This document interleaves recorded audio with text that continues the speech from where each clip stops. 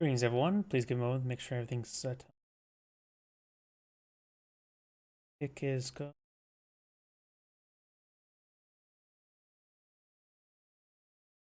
Twitter's going.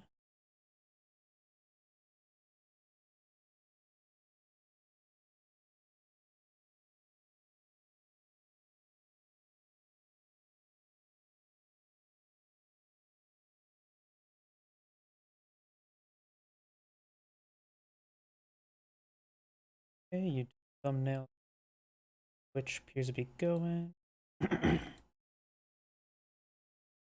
Rumble appears to be going. Looks like everything's going. Oh, I just realized something.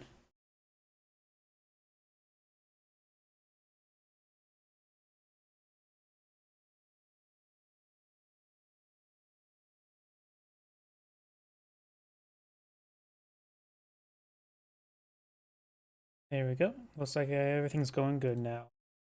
So, please give a moment to make sure everything is set up on another computer. I like to have that in case of something. Looks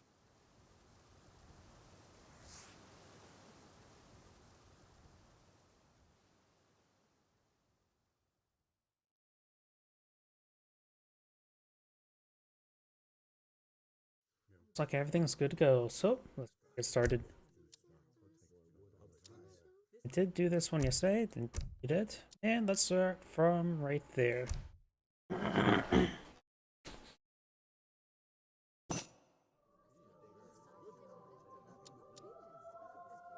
Oh.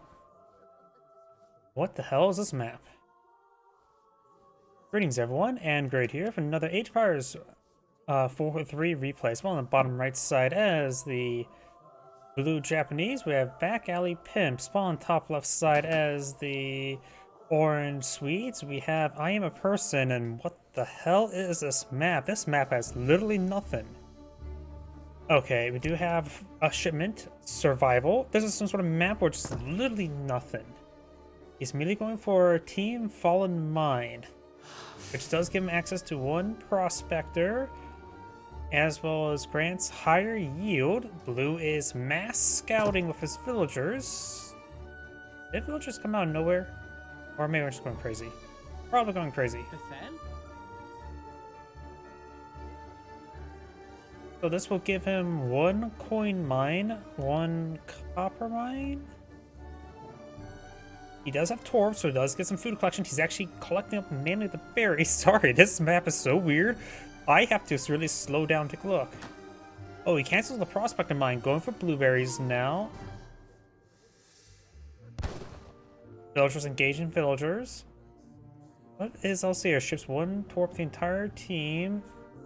Ships 2 crates of Sturman, which provide food over time. We have 10 crates of Sturman player at any point in time. So, huh. That's a card I've never seen before. Crates that which provide more food over time. So it sounds like it auto-collected. Japanese players aren't engaged, but he's getting focused fired. They're just the same. And the longer it goes on, so the Swedish player does have economy. We have his blueberries now, so he does have some food to work with. And it does have ship available, going for the Wriggle Constructions. The rest of the game, you get a small trickle of wood that enriches you and it goes for the entire team. As well as improve wood collection yield, not collection rate. That would be useful. Still got mass villagers versus mass villagers. We got 7 villagers versus 8 villagers, so the Japanese player has more villagers here. He's going for shipment of crates of food. That doesn't seem that useful to me, but it does make them cheaper. That's maybe one reason why he's going for them. Going for a large amount of food. The Swedish player is not building out villagers, which may be an oversight. He has 200 food. He may be just trying to age up. You can't collect these blueberries. No, you can collect blueberries there. So he's trying to steal his opponent's blueberries. Town center does not do bonus damage versus infantry villagers, or less damage. And That's a raid to the town center. Maybe a good idea to garrison town center. They'll just have 3 damage attack, and 1 village in there will provide 9 damage. So yeah, I think it's just generally better just garrison town center.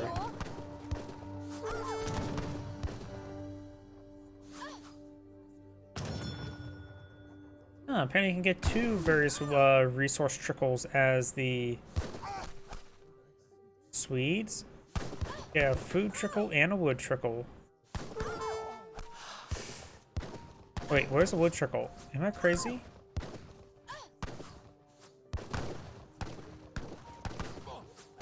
Maybe it's a bug that we can't see all the cards.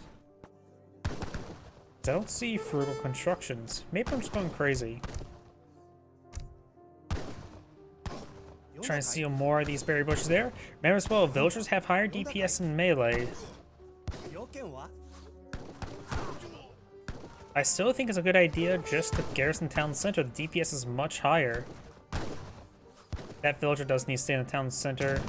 It has 18 damage per strike. Does ×2 damage versus villagers as well. So it is probably better just to stay garrison inside the town center. And put your additional torps on the backside. The Japanese player does have a decent amount of food, but needs another crate. All shrines producing food, but what shrines?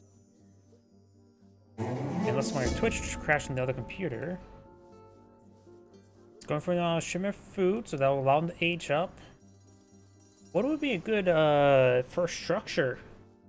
Chinese have free production buildings, which would be great, but I don't know what would be good. Porcelain Towers Chinese.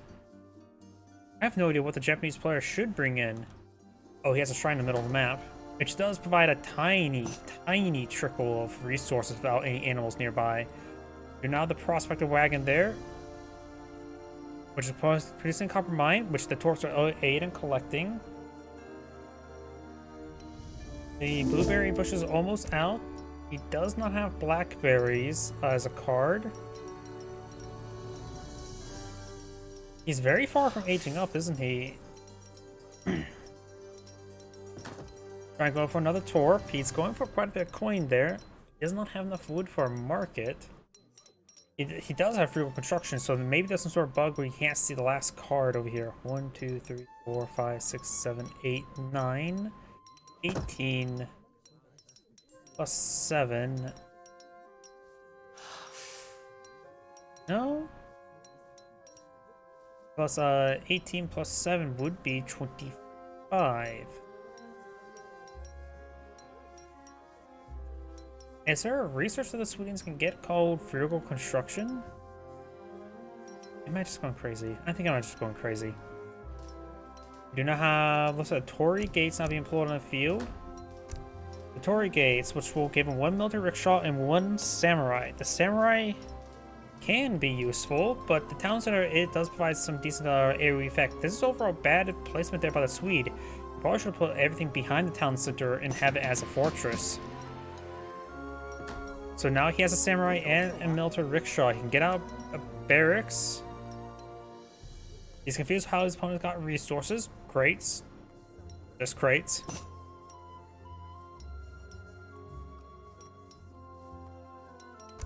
Let's see. Now he's advanced to the next age.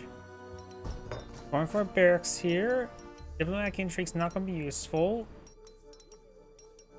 Lesser amount of wood. That's not going to be useful. Resource crates will be very useful. ×2 villagers, actually not. I have no idea what to do. Wood crate to get out rice paddies. Because that will give him a place for all his villagers to work. He has 8 villagers, and a single rice paddy can support up to 10 villagers working. The samurai has took quite a bit of damage there. Does bring the militia. He's still age 1. So the Japanese player is in an increasingly good position, but that's Prospect in mind. Collective coin, he doesn't have a market. He needs to get out a market to buy food. We're going to see what this crate though, the Strumming, whatever it's called. 100 food? Oh wait. So the longer it sits there, the more food it collects. over time.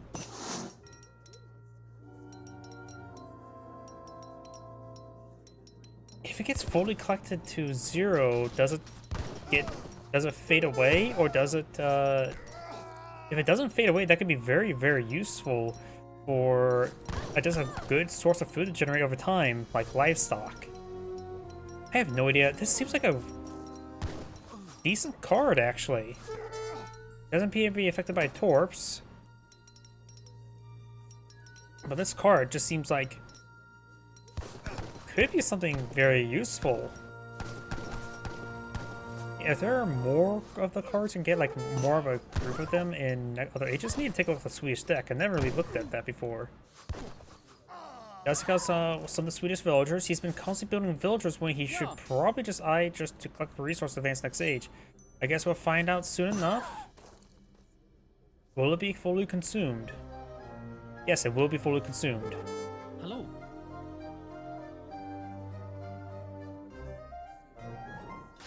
But in theory, if you were to collect from it and then not collect from it, but the problem with auto collection will sort of ruin that sort of idea.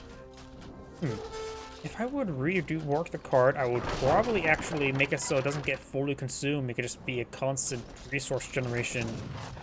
It sounds actually overpowered though if I put it like that. Got a good number of musketeers. Cutting down some villagers. The town center does have decent damage output. The corpse are providing some coin collection. He does not have enough food to age up. He may want to go for the Coldbertism, how do you pronounce that? So he can advance the next age, and that food trickle will be useful in order to get out. He needs to get built for a market. He needs to age up. He literally is not going anywhere. His opponent is not really going anywhere either. Has a shipment available. He does have a handful of villagers. He's going for shipment of wood, send them back home so get out a rice paddy can be very useful. At this point in time, the town center is hard to crack, but he's in a great position.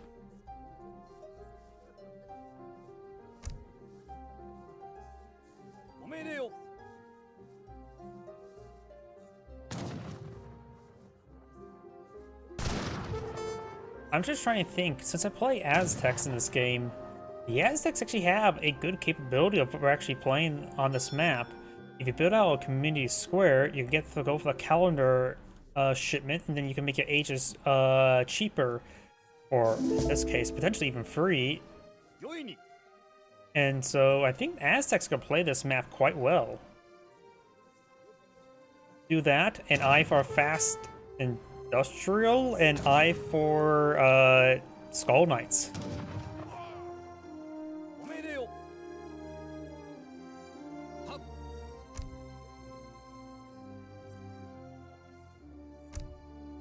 He's not collecting the wood back here. He is going for a rice paddy. Oh, I just realized something as well. Both players don't start with Explorer either. Weird. Can you pay 100 coin for a ransom to get an Explorer? Would that even be worth it? This map is really making me think. But now the Japanese player has an economy. His next shipment can go for ×4 villagers in order to make sure to have the right rice paddy fully brewed. Going for a pair of shrines, which will give him a bit of experience to go for more shipments. Village Torps here. He's actually aging up now to the governor. Torps will of course give him blueberries, but that's only. He's spending 140 to get out 200. That's okay. Not a great conversion, but it's a conversion. Way better than converting into a mill. He could. I just read the Blackberry book card is of course age 3, so it's not that too useful. Does get a couple of chests of coin there. Now Outpost Wagon would help him be defensive. Got a couple piles of coin there, so he's going to have enough for some mercenaries. Let's see, against his opponent who has musketeers and a couple archers.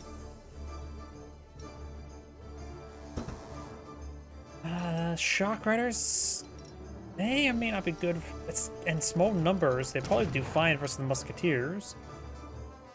Wickenbach ally, we'll give them skirmishers. Maybe the Wickenbach allies would be good. 7 mounted troopers for skirmishers. And Irish Brigadiers wouldn't be half bad either. Going for 4 torps would give them 800 food, which would be higher than a 700 food shipment, as well as a bit of housing. So the 4 torps is better than the 700 of food, as well as 700 wood. Actually, no, 700 wood. I would give them more torps, so 700 wood would be better than the 4 torps, because 4 times 140 is 560. What just happened there? He just deleted one of his villagers?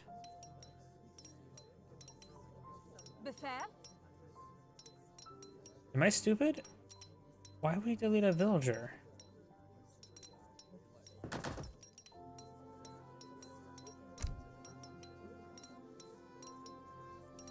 He's now going for the Shock Riders.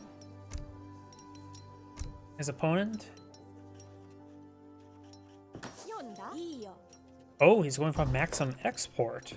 You see here, their collection rate is slow, but the export rate is increased, and he's going for Spanish allies. I don't know what does Spanish give you for your shipments? Is it Rodialos?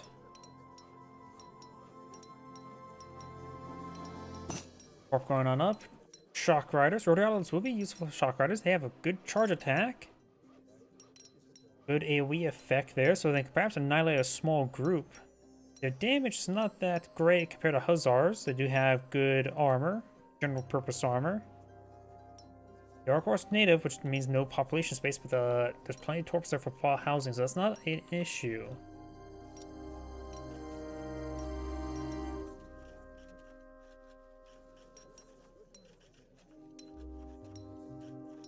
So, in the comments down below, what would you go for? What would you say it would be better for these players to do?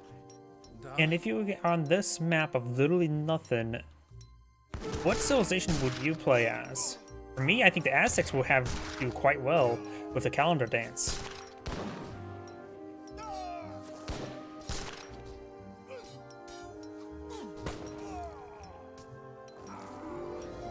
Those forces got annihilated as Shock Riders, even though the Musketeers can defend themselves. It's just that they were there in small numbers, and all of them are vetted, and we got one elite veterancy, or heroic veterancy. The other one is just veteran. Good strike there. Could pick off the infrastructure.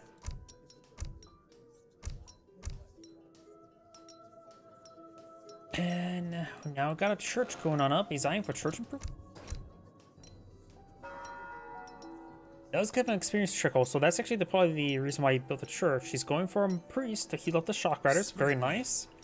Expensive investment, but the experience will put a return on investment, as well as the priest costing what, 100 gold, plus the cost of the church itself is 150, so that's 250 resources. And the Shock Riders, couple them half health. Let's assume you get value of 1 Shock Rider in return, which is 200. And not to mention they're all veterans as well, so it will be a net, not lost, not gained, more or less equal. But the additional experience will be useful, that's for sure.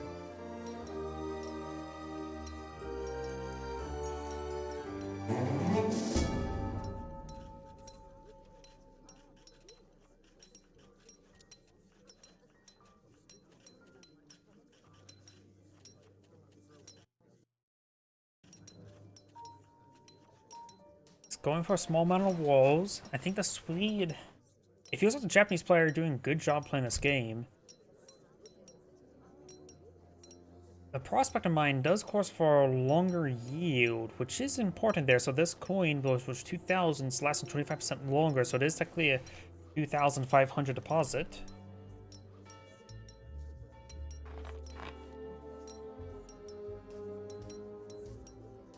Now he's going for the Dominions, get extra torps. Like I said, the wood would be much better. Not only will give you more torps, but also give you some experience upon building those torps.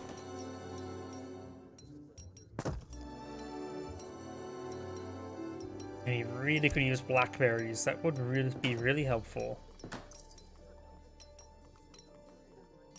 You know, I do have a little bit of my dinner, so I haven't finished eating. It's a bit of a late start for my stream, so I'm going to be munching while casting this replay. It's not like it's being all too aggressive. Let's go and fast forward a little bit. The Swedish player is now aging up to the marksman, which should give a number of what, skirmishers? No, these Swedish. I'm not sure we'll give them.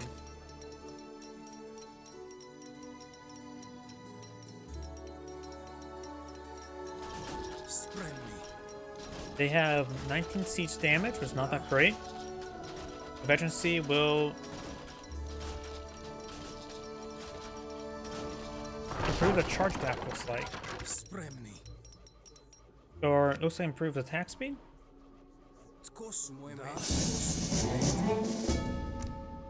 They're available. Going for the more prospector mines, not bad.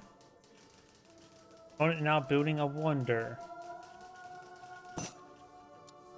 which is the Shogunate, which will give him access to the Daimyo Masamune, some experience, and reduce the cost and training time of military units, and build a retrained Daimyo.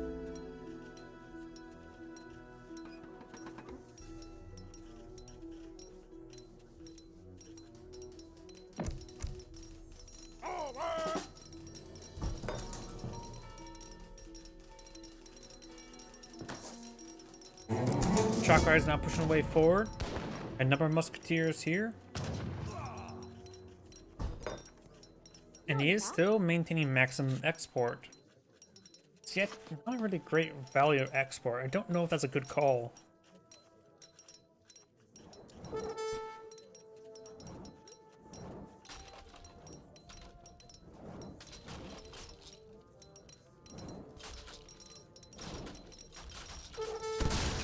On the other hand, these small situations could be very useful. Now bringing a shipment of Naginata riders.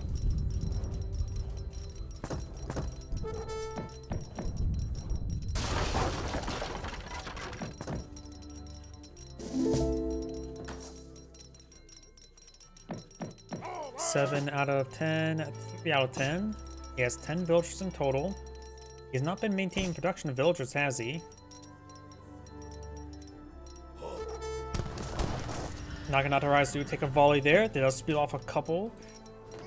Trying to push forward. Musketeers engaging as well. Does take out one of the leather cannon. Very good. Finds exposed villager there. Taking that out could be very useful. Got quite a bit of torps here, and 3 copper mines have been pulled in the field. The copper mines will be slowly collected on. Oh, I would say rapidly, but there's just such little villagers on the field. 10 versus 14. 2 are idle, going for some coin. Trying to bring in some mercenaries. So this is some sort of mercenary deck. Now realizing it. Some Swiss pikemen probably be pretty good. They have good siege damage and able to really take out the Naginata riders.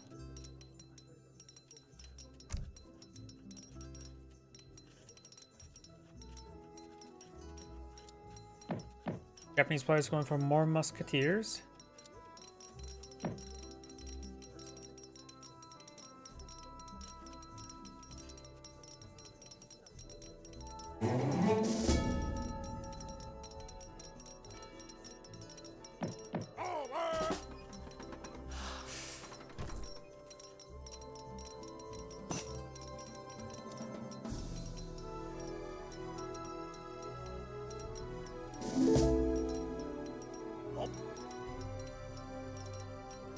Flaming arrows would be useful.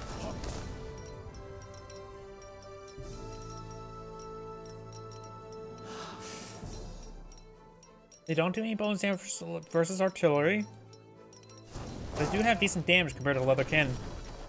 Shock Riders push away forward. We got now Giant Grenadiers, which I disagree. I think those Swiss pikemen would be better in this situation.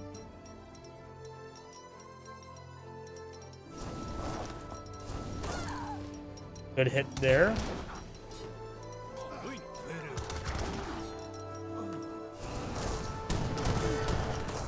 Does take out one of the flame arrows there. Leather cannon not being caught by them knocking out the riders. And all the flame arrows will go down. Giant grenadiers are like a musketeer with lower multipliers with higher base damage.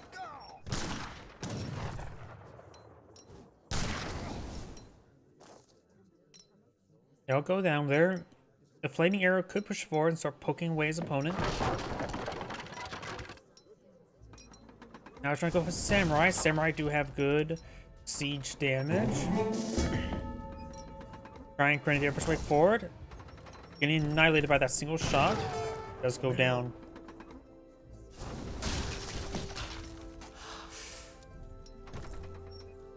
Seven villagers, another round of them will be very useful. He will have up to 20 villagers, which will max out his rice paddies.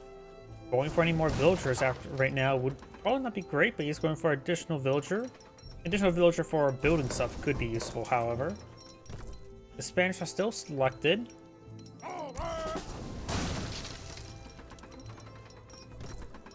He still has his daimyo alive, has plenty of health. His number of samurai as well as some musketeers, so he has plenty anti-cav. So for another shipment of flaming arrows would be very useful, I would say. Villagers being on the other side of the walls will also be very useful.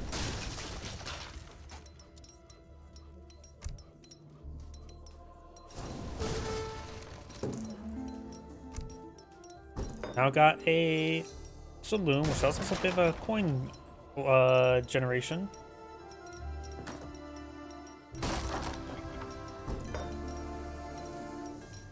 Which honestly, he probably should have built that sooner because it does provide a better coin collection rate than a single torp. More than better than 2 torps, so it's better for our resource costs. Additionally, it does has an infinite generation out of nowhere, unlike the torps will rely to be next to these mines. So he should have gone for the saloon much earlier. Now trying to go for some Cossack Daredevils. 15 population, so there are 3 population unit. I think that's an outlaw unit. I don't know if it's outlaw or mercenary. He has plenty of population housing because he has plenty of torps in the field. So he can go for outlaws.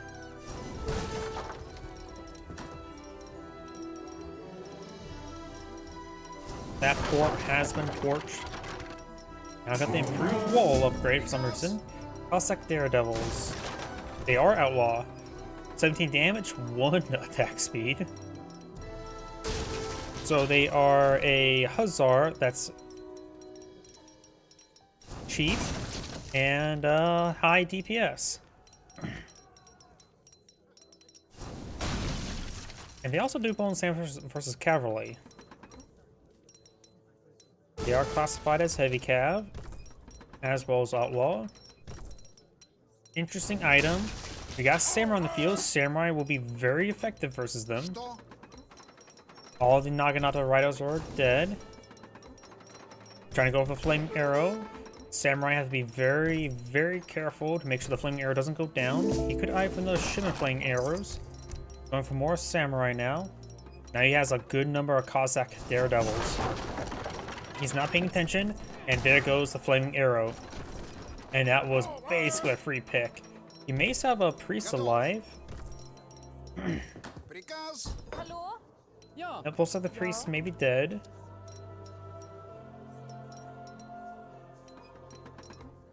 He does have some export to work with. Spanish, do they bring in some sort of artillery? It may have been a good idea to go for a consulate that can provide some artillery.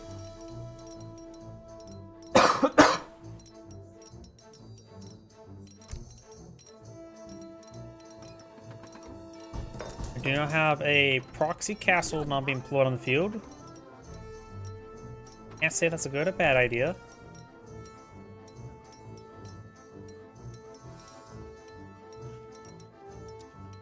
He does have more villagers. Got a big round of torps. We'll give him quite a bit of food as well as population housing.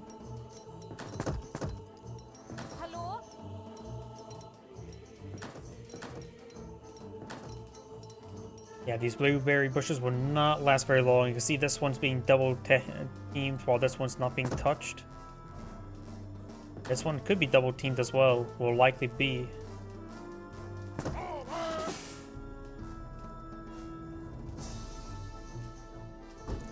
More Cossack Daredevils, so it's probably a good idea to go for more Samurai. If this one's being doubled as well. Nope, it's not.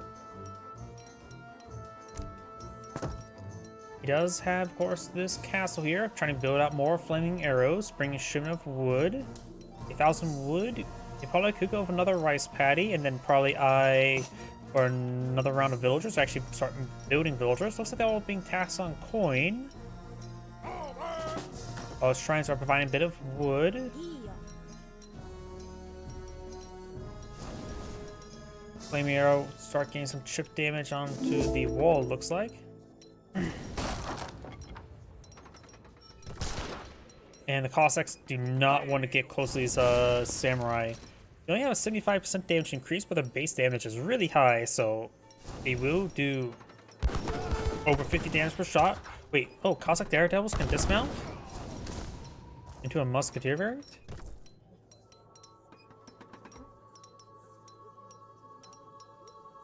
Yeah, it can turn into hand cavalry, and guess it can go as well. I did not realize they can transform. Because honestly, this is the first time I've ever seen this unit on the game, in the game.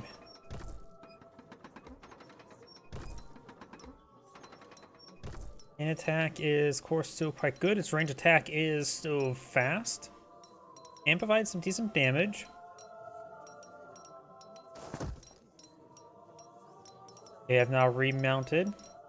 And now I got the Spanish Expeditionary Company, which will give them some pikemen. Pikemen do provide good siege damage, and they should be effective versus these Cossack Daredevils. Assuming they stay mounted. Were they still a heavy infantry unit when they dismounted? I think so. Can't say for sure. Another outpost being built.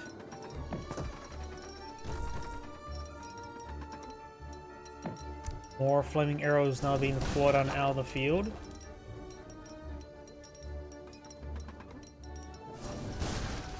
Let's see, this just improved hand attack against cavalry or the musketeers, which could be useful. Let's dismount. Guess we'll find out soon enough. Let's see. Yep, heavy infantry. They start charging way forward. They will receive bonus damage. There's not paying enough attention. Couple musketeers there. The flame arrows need to start hitting the outlaws.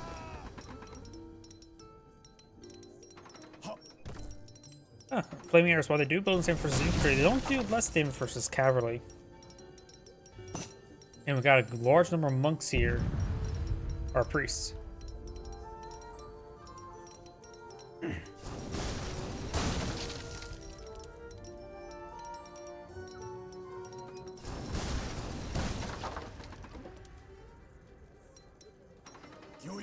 This flaming arrow, bad pathing, but does not take any damage there.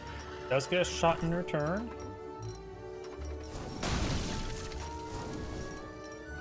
Alright, push his way forward. His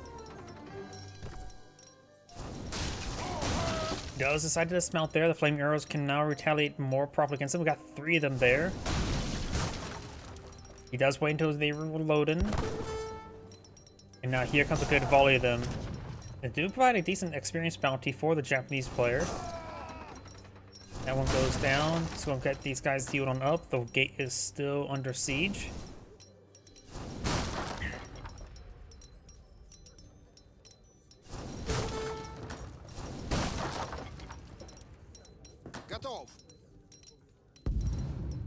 Almost all of these guys are healed up. Just one guy not healed up. We do have another round.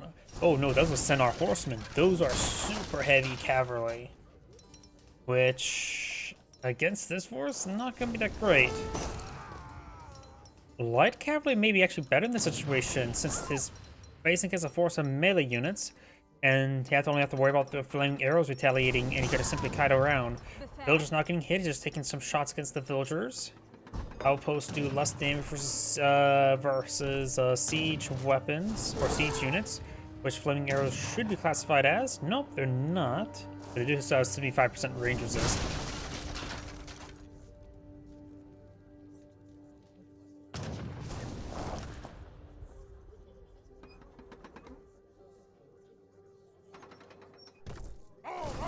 Centaur Horsemen on Flowing Field, they do have 1,000 health, as well as siege armor. And they do ×2 versus artillery. They have a good amount of bulk, but we do have a good amount of anti-cav here. Howdy. I'm not playing, I'm just casting. We do not have a 4th flaming arrow not on the field. He's getting collapsed by multiple direction. Looks like he's going to engage the Centaur Horseman. Centaur Horseman, most of the flame arrows are going down. Hit a Centaur Horseman, he can pull them back, get them healed up, but looks like he's going to lose all the Centaur Horsemen. But he did take out all the flaming arrows. This one was 400. I think the flaming arrows are around 400 as well, so that is equal. Each player has a good amount of food at the moment. And this is his last coin deposit, so he does need that. He still has the saloon here for coin collection. Now is bring in the Gusvadian Guard, which may be some sort of Carolyn variant. I'm not sure. Not super familiar with all the church improvements. I'm guessing that's going to be a bunch of Carolyns. No, they're actually halberdiers. That is very different. They're focused on the villagers. Got a good number of flaming arrows now on the field, which should be effective versus the halberdiers. Samurai will still be effective versus them as well. Gets a good volley there.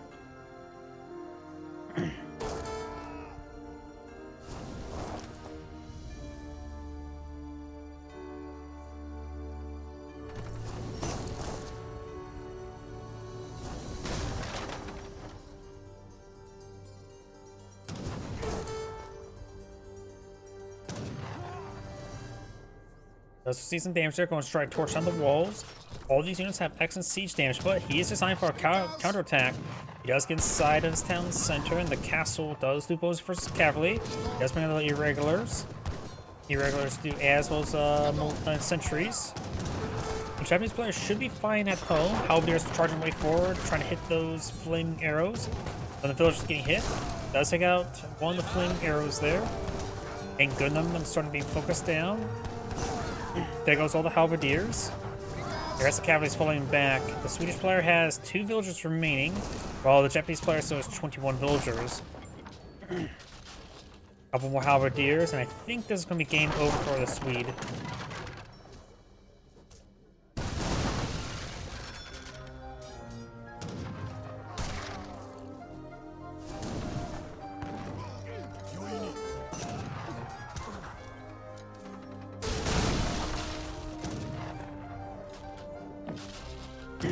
Now let's bring in the Hakapel T, or Hakapel.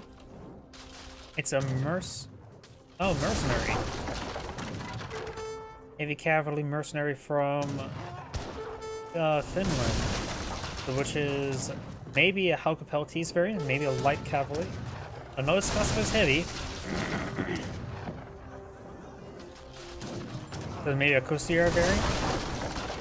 Does take out the outpost there. And he has plenty of siege damage, and Town Center only has 36 damage. Alright, Priest can also get inside of it. Either way, there's plenty of siege damage here. Pikemen have 45. Samurai has 67. And now there's a big wave of some archers.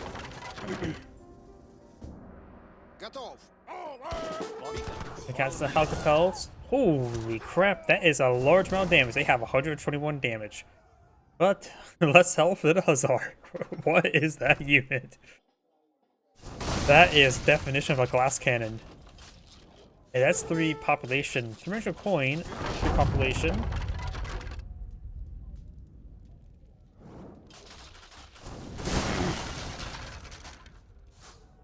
Against all of his anti-cavalry force, he should be eyeing for light cavalry for most of this game, I would say. Oh. We got the coin being collected by the Torps.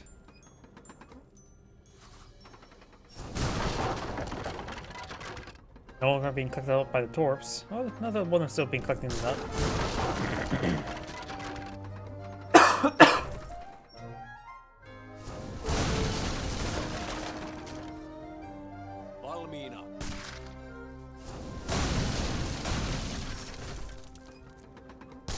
He is going to engage. All of his cavalry turning way forward, and the cavalry will be annihilated. And the Swedish player backs the game now. What an interesting replay. This had great saying. Thank you for watching, and on to the next replay. Yep, I can easily say Aztecs can have a very good time on that type of map.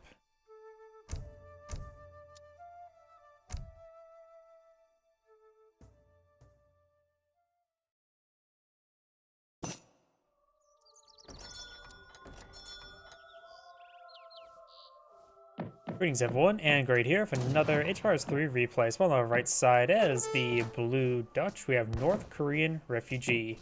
On the north side as the Red Chinese, we have Bell Book. Commando? It's a little bit, there we go, much better. When it comes to the natives map, we do have the House of Yagalan, which can give you access to the Lukar Tatars, as well as some Shock Riders. And over here, we do have the House of Habsburg, which can give you some funny-faced looking infantry in the form of mounted infantry, which are weird heavy range cavalry, definitely fits the weird faces, and the line infantry. Red will claim up this little bit of wood. A foreign name for the Chinese. Makes sense. Yeah? Lord de Routier. I can't tell if that is random generated or actually a meme name for the Routier. I have no idea, honestly. I can see that being not randomly generated. The bear does get kicked in the face, and the treasure will give him some wood. A broken wood frame, window frame. Klar. A broken window frame belongs on a fire pit, probably.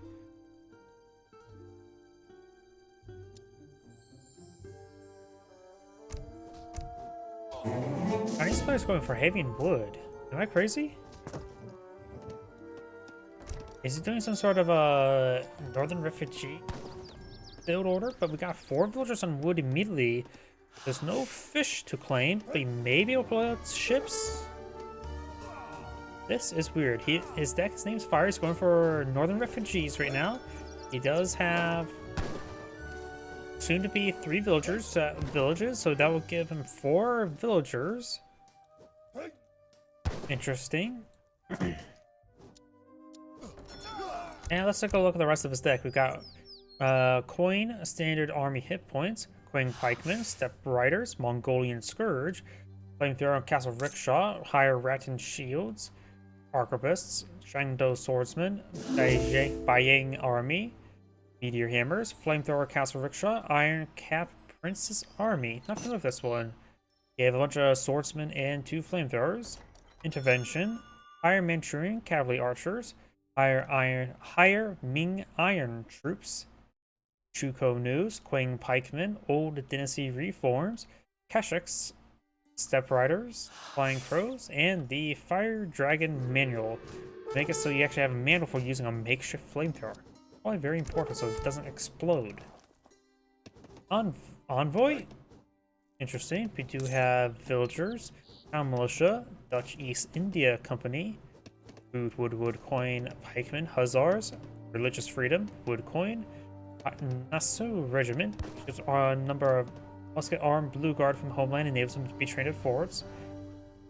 Excuse me, Skirmishers, Infantry Combat, Hussars, Routier, Cavalry Combat, Fort, Higher Bosniaks, Heavy Cannon, Tulip Speculation, Factory, and Balan Hitam.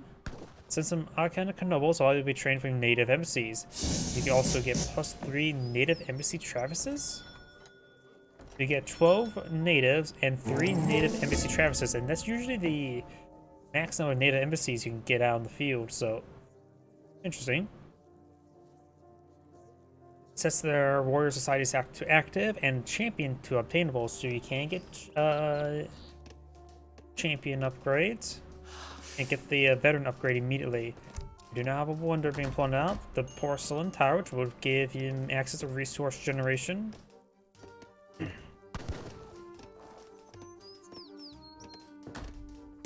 Right now, Chinese players are 18 villagers. The Dutch is only at 10. He, of course, is H2, but not being aggressive at the moment. Against the Dutch, it's pretty common for them not to be hyper aggressive, at least in H2. So he can take a later H2 and be just fine.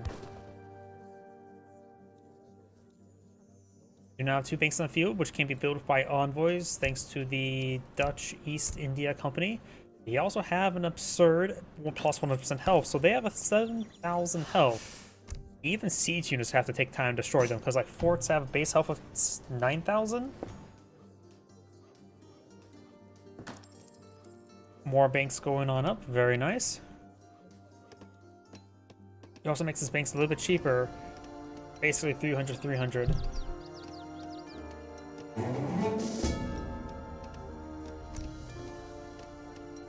Going for a shipment of wood, which will give him quite a bit of wood for banks. He doesn't have the Bank of Amsterdam nor Rotterdam, so he can only get a maximum 5 banks. This should give him enough wood, yeah, plenty of wood, to not need any more to build banks. 600, that can support 2 more banks. There's another bank being built there, so he's going to have plenty of wood left over.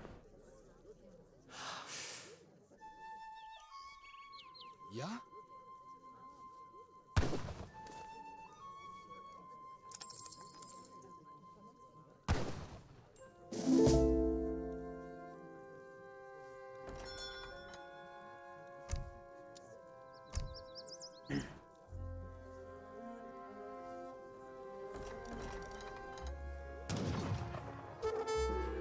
The Explorer does take a bit of damage there.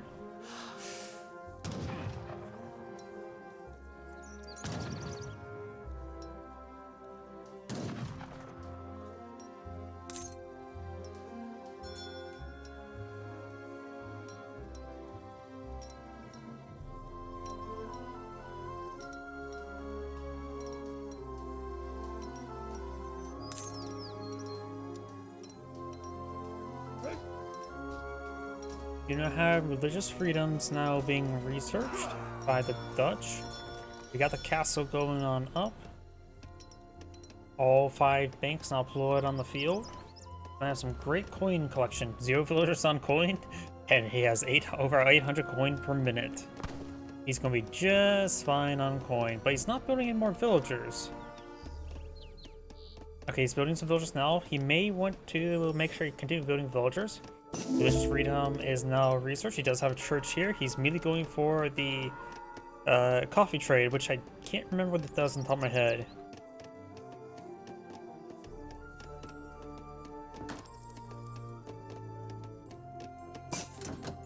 He has his banks a little bit more, actually less health, and while improves his build limit by 2.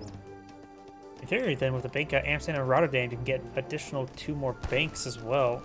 Why don't you get up like 9 banks? Jeez.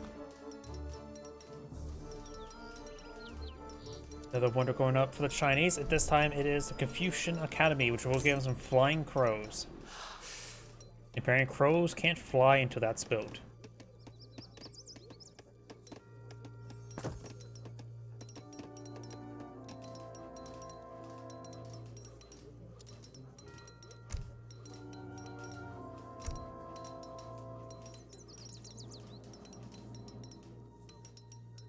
Both players just echoing up. Let's just go and fast forward a little bit. We do now have the mercantilism, which will give him quite a bit of experience. 4 shipments now available. I don't know why I find that humorous. Blues Explorer does go down. Now we've got a small army on the field of disciplined arquebusts, as well as a handful of step riders and keshiks.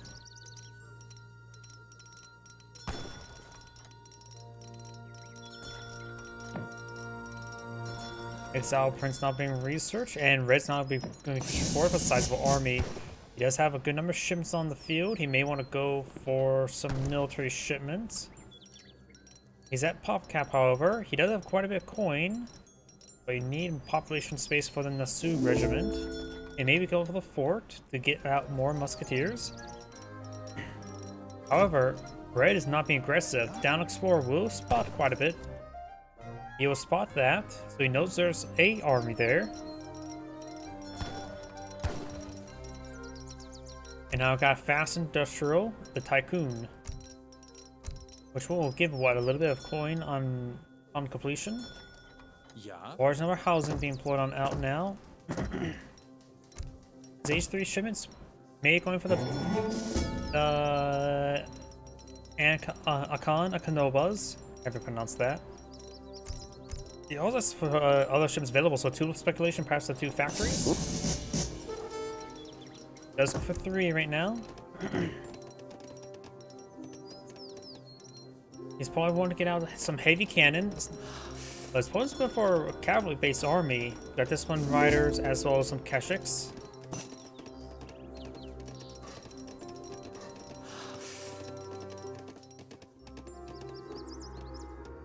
Yeah, we actually got a good number of disciples on the field as well.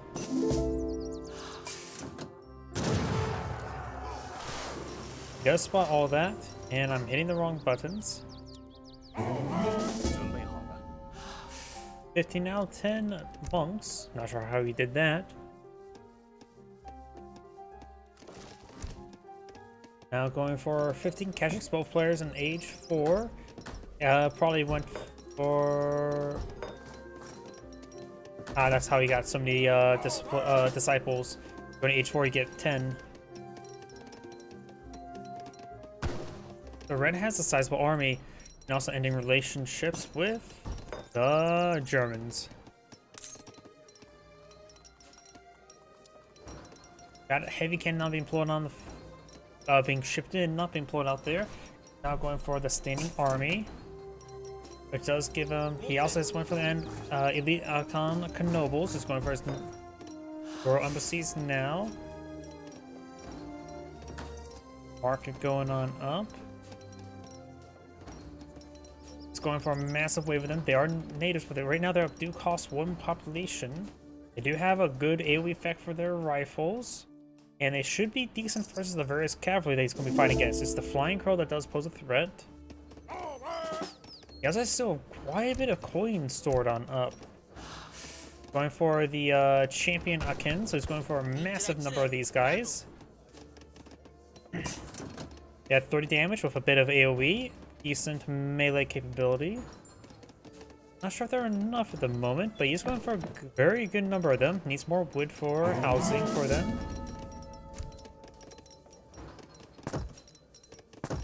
Perhaps can bring the boss next. We have time to go for the Nassau regiment. He's now going for tulip speculation, which will improve his coin collection from the banks. And he is going to get a good number of these guys. The AoE effect should be very effective. Keshiks are more or less a counter unit. They have their damage output's pretty low, with a good attack speed, and they're meant to be engaging cavalry. While the Steppe Riders are basically cheap Hussar, with good damage versus anything but heavy. And they have actually good siege damage as well. But these guys should be very effective versus all that. The Discipline Arquebus is something that still poses a threat to him, but they're here in small numbers. And we also got some Zweihanders, some Doppelin soldiers. Additional Flying Crows will be a bit of a problem. He does get his heavy cannon now, which is going to be very useful.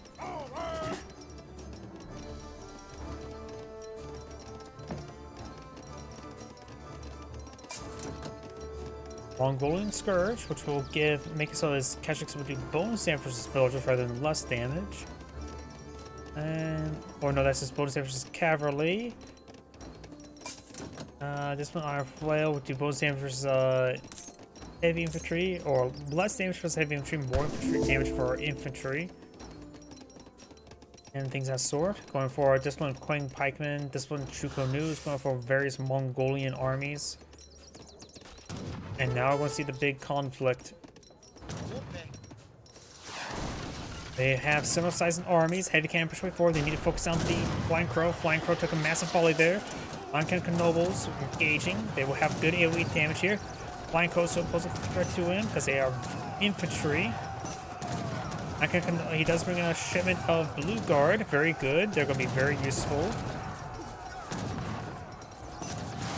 Heavy cannon still firing waves. This cavalry force is still being a bit of trouble. He does get out of Fort Wagon.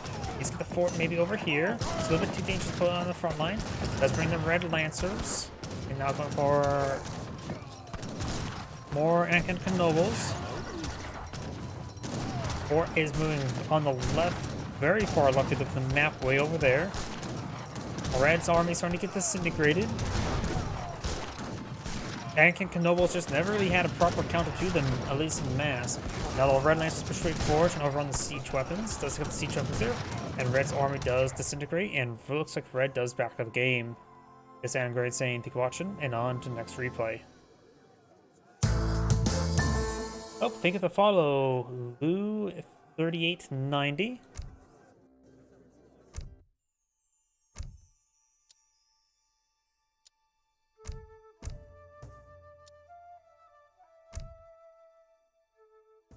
Vindy vs. Gideon, that sounds like Red Alert 3. Oh, Indian, not Vindies, as in from Red Alert 3. Wrong person. Greetings everyone, and great here with another H-Powers 3 replay. Spawn on the bottom right side as the red Hosua, we have Vindian. Spawn top left side as the Cyan Mexicans, we have Gideon, AI. There's always an L. Now I'm second guessing myself a little bit too much. Is that capital I or lowercase L? Trading post up there. That trading post is the Cree settlement, which could give him some access to Cree's Corps de Bois, as well as he is playing Mexican, so the chance of him revolting is almost guaranteed. I think age 5 is more common than age 3 for Mexicans. The other natives on the map, we do have the Cheyenne Settlement, which is an anti-cavalry. I'm pretty sure he's doing this for the Cree Corps de Bois. The Cree trackers can be useful as being a skirmisher. The bears being a little bit unbearable.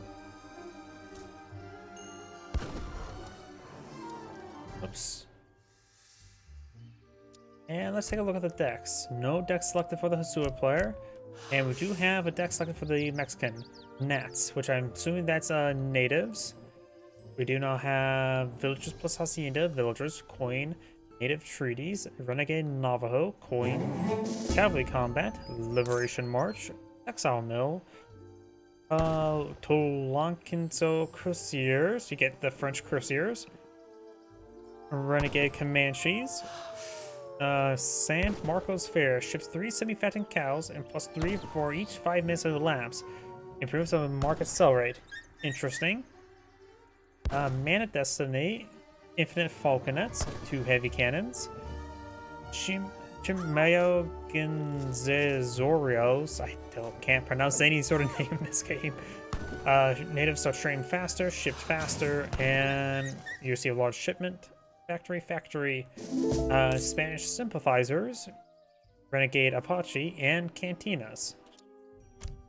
And Hosua is going for SS3, which is Villagers, Pukalaku Code, Wood Coin Influence, Fulani Archers, Raiders, Photo Tactics, Gain Guns, Meganai Magai Attack and Train Speed Improved, now cost partially Coin and Influence, Alsamina, Silversmith, Nakia, butchered all the names, Air Berbers, they'll fly in, Jukuwana, Influence of Fulani Archers, Ifid Knights, Sarkandrogali, Emir of Kano, Fulani Archer Combat, Masi Masadras, Berber Allies, more Infinite Influence, Drubar Parade, and Royal Fortifications. If you ever notice, I'm horrible pronouncing any sort of name. It looks like Sign will steal that treasure of 25 experience and 25 coin. Now we do have the Hasua applier going for the Hasua. And the Mexicans eyeing for the Floxcala. Floxcala basically pick if you're going to revolt. The Floxcala will give you access to a card to give you 2 settlers per hacienda, both new and current. And the other one was able to get the Floxcala as the ally, as a native ally. Trading post is being auto-built there. And this one's being auto-built by Yellow. Yellow has now going for 3 trade posts in the map as well, so Yellow's going heavy in trade. Now we do have the shipment Navajo, Renegade Navajo, which will give him Navajo Rifleman, which also makes him do plus 75% damage versus villagers. I wonder if they have any natural debuff against villagers. Will that counter anything? Going for another trading post here. They still cost 200 wood, but they're not like they're discounted. Got native ship and treaties. Oh wait, also was looking at the wrong player. Yeah, still just 200. Now going for our native treaties, which will give him a shipment of allies. Will get some from both the Cheyenne and from the Crees. Do note that having multiple of the same ally does not make you get any additional shipment from that ally. Trading post actually has taken quite a bit of damage there. The general does 18 siege damage. The Padre does 15. Not great, but not bad for free. And the Emir in return does only do 12.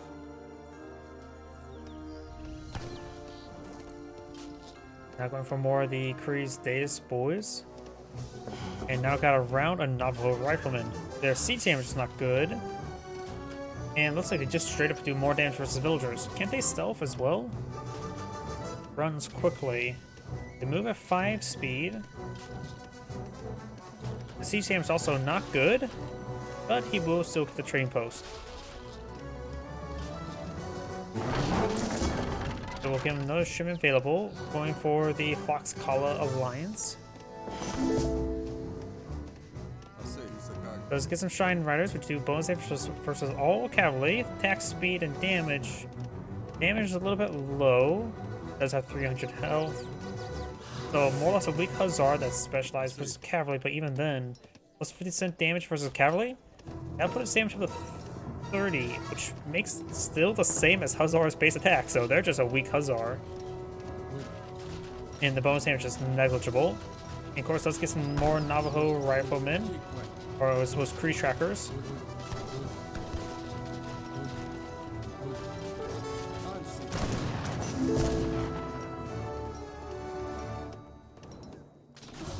We got this trading post being auto-built by Yellow once again. Now bringing the Raiders, which will give them 5 Raiders. Going for the Kingdom Builder.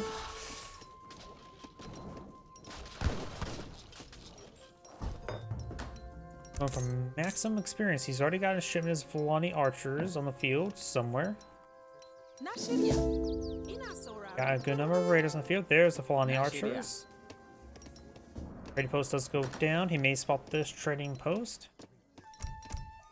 And there's the Floxcala scouting party, which will probably get him some Jaguar Prowler Knights, right? Or will it be a native variant that from the original base vanilla Age of Empires? Yeah, you get the Aztec Jaguar warriors from the vanilla Age of Empires 3, or even the War Chiefs expansion. And attack, so in comparison to the Jaguar Prowler Knights, they do have the same damage multipliers. I think their damage maybe a little bit lower. Overall, they seem the same to me. They are still classified as native, and so they also cost no population, so that's a pretty nice little supplementary force. Now going for a shipment of villagers.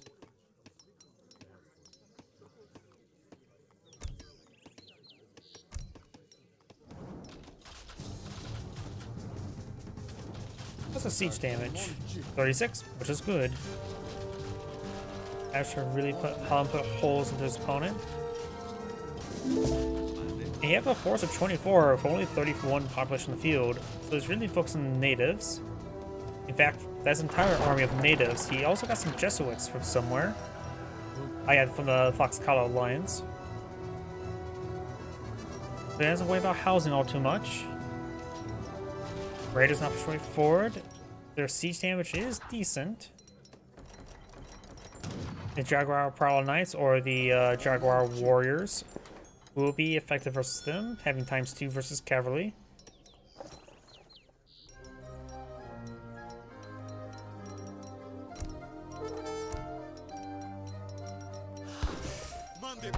The General and the Emir now engaging in glorious combat.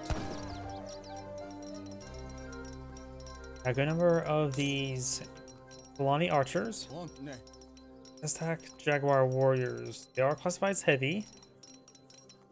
And now do have the Tabasco now being deployed on the field. I see.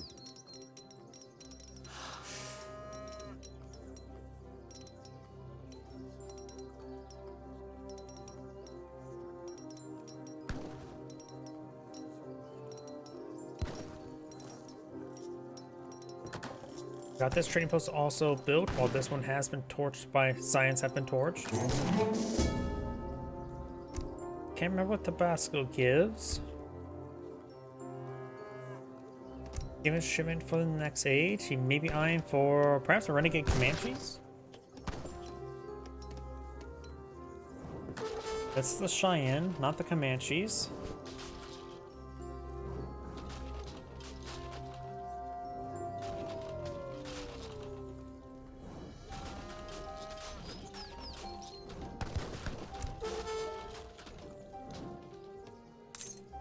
Maybe we should eye getting out some more Jesuits. Just conquistadors or light cavalry with a bit of AoE, so they should be very effective versus these raiders.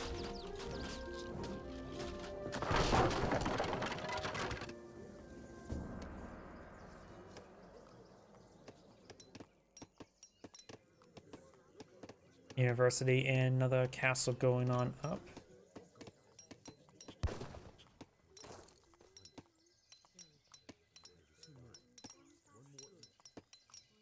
Excellent player also has quite a bit of food storing up. He may be eyeing for fast industrial.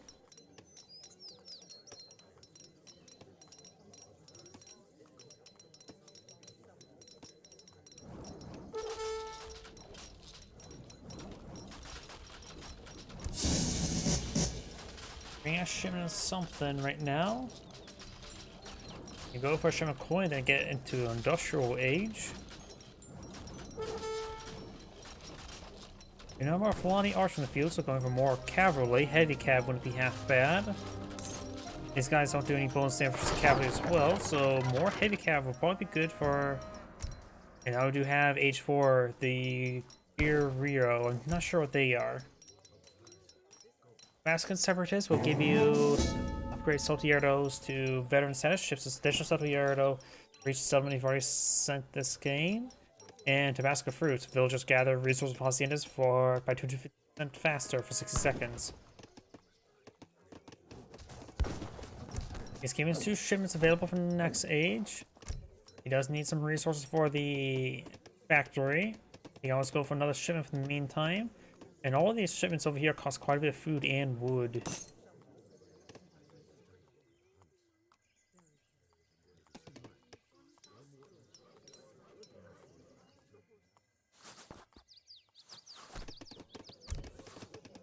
Going for some more Jesuits, some conquistadors. Beautiful villager.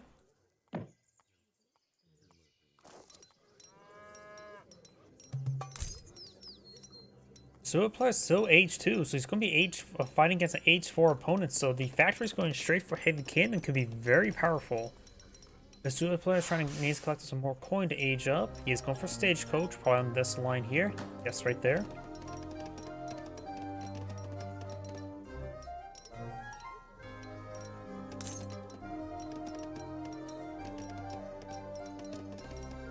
And now it's going for the...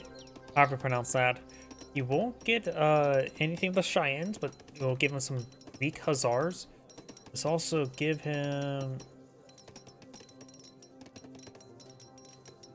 a large shipment from each tribe, which may include conquistadors, since he's technically allied with them. And now bring in the Aztec. Okay, let's see the H4 cards. We got the Independence Hero, ships an additional general. And Aztec Pueblos. Native MCs gain range attack like a war hut. Enables them to train champion, native, jaguar warriors, and eagle warriors. So you get the Aztec allies from Age of Empires 3 Vanilla. And sets the champion upgrade, the Aztec Warrior Society, and the champion Aztecs to active. So that means that his big buttons will be immediately champion Aztec warriors. We can access some light range shock, as well as some heavy infantry. Conquistadors now being brought on in. Going for the big buttons now. Get another round of Aztec Jaguar warriors.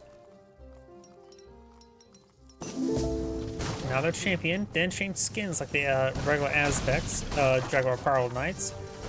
But they do have quite a bit of siege damage right now. His opponent just advanced to the Fortress Age. We got factory wagons not being brought in by the the Mexicans. And he has not revolted. Weird. Jaguars could clean up the left side of the map. Right side is getting hit a little bit. He does have he has 47 population, even though he has a total army of 76. That's just humorous to me. We do now have some air Berbers being flown on in, going for the elite range warriors.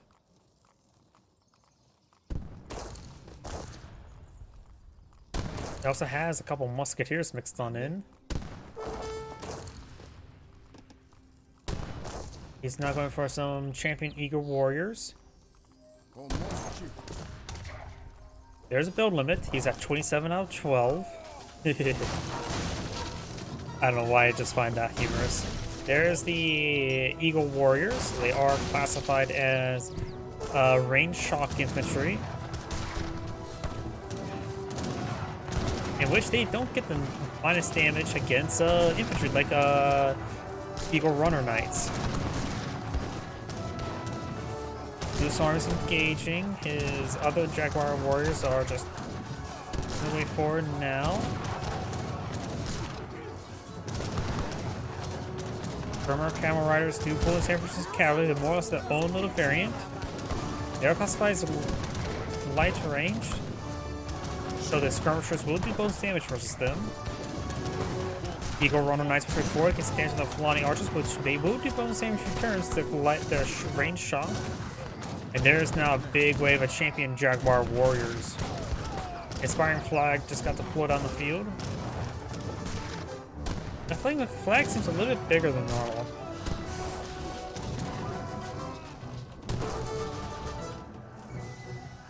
I'm going to start torching this down. Jaguar and warriors will make short work of these fortifications with 63 siege damage. Heavy cannons not being shipped on in. He has quite a bit of coins stored up as well. He could try revolting, but needs a bit more resources to revolt.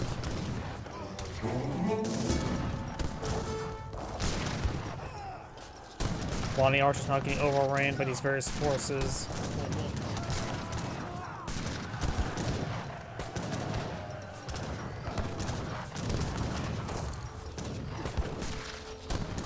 And it looks like Yellow just won't get overran by the Science mass natives. He has 55 population on the field versus opponent's 58, but he still has a force of 45. More Fulani Archers not being brought on in. It has some elite Magadi, which they do. They're a good musketeer variant. They're not classified as a mercenary. They have good damage. They are classified as heavy range. No bonus multiplier except versus other mercenaries. And Jaguar warriors doing bonus damage versus heavy infantry by ×3 will make short work of them. Now their village is getting hit. Going for the Fluxcata War Party to get more Jaguar warriors. Heavy cannons push their way forward. And off the heavy cannon there, the Jaguar Warriors. Everything's yellow just knocked out of the game now.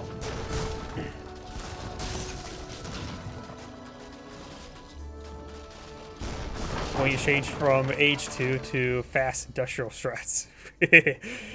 He's known for revolting. And he didn't revolt. This end great saying, thank you for watching, and on to the next replay.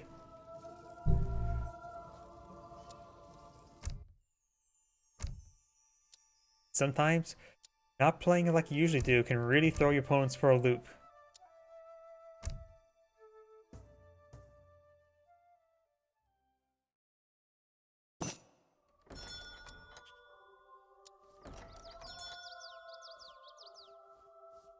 Greetings everyone, and great here for another Age of Empires free replay. I don't know why I couldn't think of the number. Well, on top right side as the blue Aztecs with Akan beads, Akanal beads, beds, beads, and spawn on bottom left side as the red Incans with Skelebro.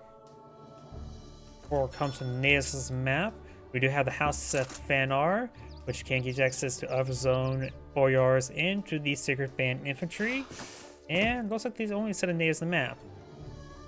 Weird. We got 2 Native Americans in Greek land. Something just ain't right there. Either way, do got the community plaza there, getting some experience truckle. There are some wildlife on the map there, some water buffalo, in which both players can utilize them. Because they should... Actually, I don't know. The Incans, they still have that high... Do they still have the native hybrid farm/livestock pin?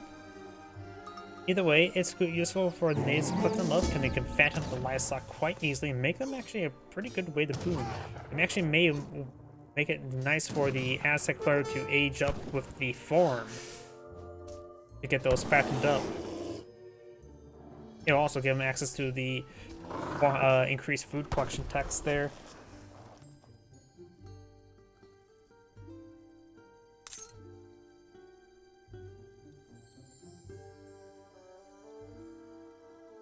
The Aztec player does have a deck selected. 1v1 Rook, okay.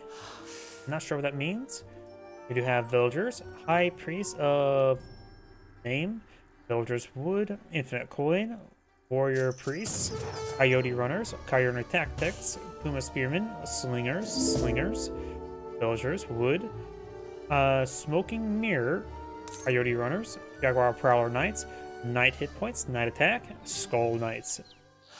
The Slinger Temple, Coyote Runner Temple, Infinite Slingers, Knight Combat, Great Chimpandanya, and Skull Knight Temple. So it looks like we've got a Skull Knight, Slinger, Coyote Runner deck. He does also have a handful of Jaguar Knights as a possibility. And as well, he does not have the Slinger Combat card in H4 either. He does have both these cards here for the Slingers. Having both these cards is actually really nice. It just gives you so much mass. Slingers are a decent light infantry unit. They have reasonable damage, but at a 1.5 attack speed, which actually makes them pretty good. And he does have Puma Spear in there, just probably eyeing for something for a quick deployment for torching down some stuff. He is aging up. Let's just do the fast age up, because that looks fast. The Messenger. The message is to attack. And his opponent is going for the Elder.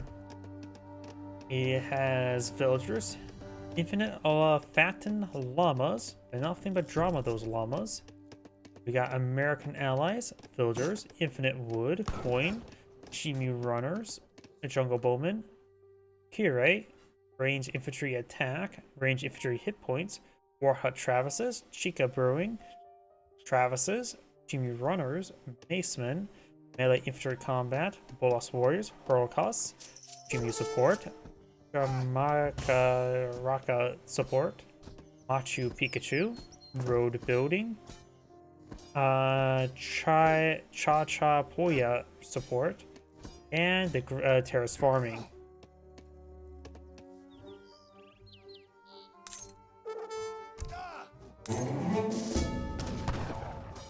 And oh, the Aztec player gone for a large number of natives or guardians. I highly disagree with that.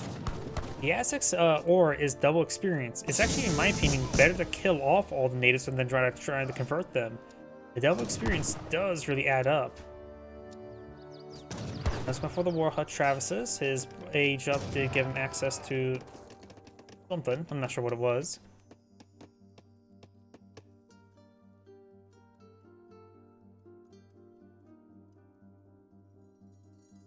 This course supply 2 War Hut Travises, as well as improve the hit points by 15%. So it's a pretty good card. What I like to do is playing as Aztecs, you go age up with the War Hut Travis, and then you get this as well, and you blow out 3 proxy War Huts in the middle of the map, or maybe just outside your opponent's base. And it's actually pretty hard for somebody to pick that off due to the fact that it's 3 War Huts with extra hit points and damage. Goombas do go down there. No Akuna Matata. A big pumpkin war for 70 food.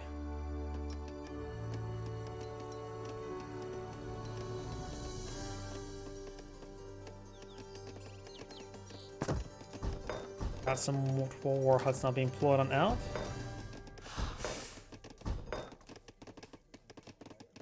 So yep, he's building one. Oh no, that's Contra Health, so he's building us both his war huts back at home.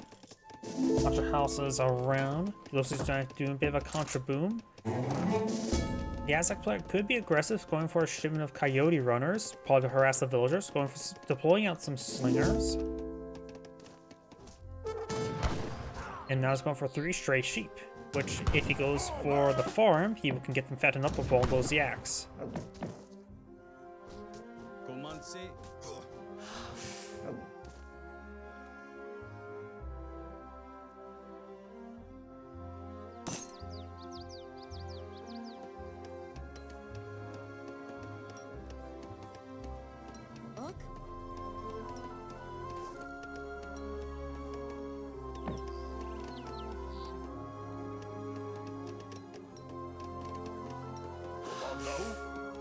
The Guardian's Chorus do less damage versus villagers. They do 90% less damage.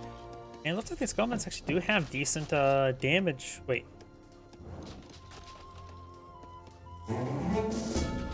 What's the purpose of having siege damage that high if it has already 90% minus multiplier? What then can it affect for full damage? Gunmen's do go down there. We do have the big button Jaguar Proud Knight giving access some noble units in Age 2. And they should be very effective versus the Plume Spearmen. Plume Spearmen are going to be effective versus the Coyote Runners. They will be countered by the Slingers and by the Jaguar Proud Knights, which they do times 3 damage versus heavy infantry.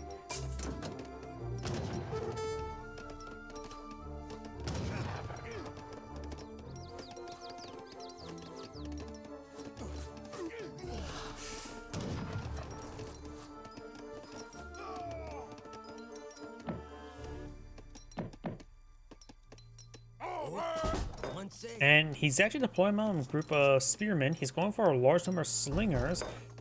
At this point in time, he needs another war hut. He's also going for a faster military production, which will help him alleviate the issue of the fact that he only has a single build queue. Though he only has the 1 warrior priest on there, so the production speed is not too terribly great.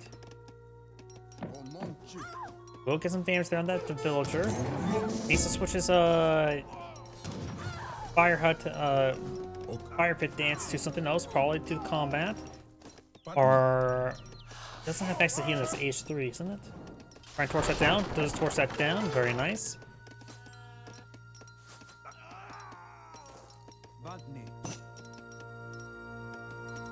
It's getting a little bit spread up there. The Jungle Bowmen are a good item this region. Does have 10 slingers here. They do have 8 damage, 16 range, and 1.5 attack speed. Versus Jungle Bowmen have 3 attack speed, 15 damage, which damage over time, and 16 range. So the slingers are slightly higher DPS. They both have low hit points. Slingers have better range resist as well. The poison over time is hard to calculate.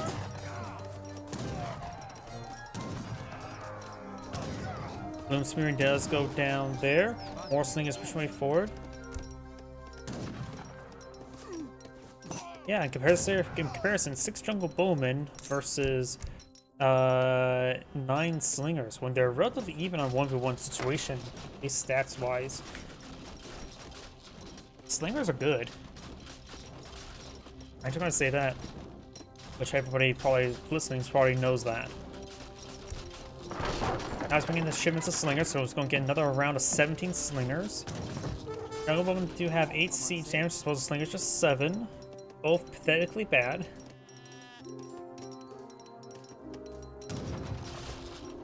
And the Aztec player is pretty close to aging up as well.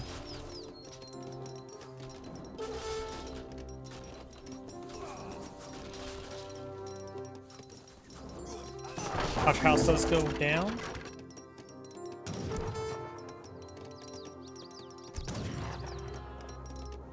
Up to some Coyote runs pretty forward.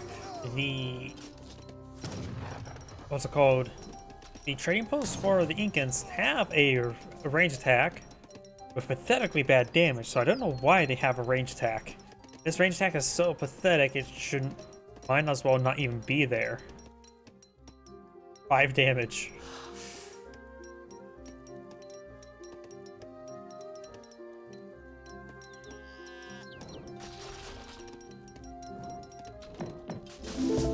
Another Conjure House being torched down, starting to age up to the Elder. We should give him, what, 2 Noble War Huts? Takes out that Conjure House. His opponent right now is very far from aging up. But right now, the Incan player is in a bit of trouble. The Aztecs have 77 units on the field versus 56. He's going for Cure for more poison damage. We got another Chimi Runners, which are a shock infantry, which the Slingers will have trouble versus them. He does have some Puma Spearmen, which are not properly tasked on in. They get picked off immediately. So good counter there by Red.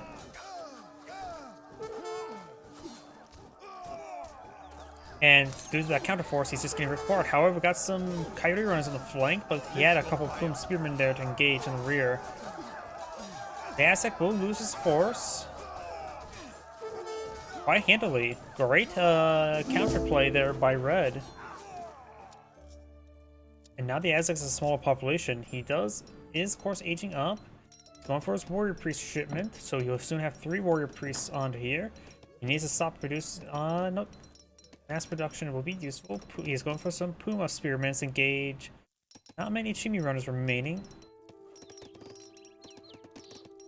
You may want to eye for a bit of coin and eye for one of the temples.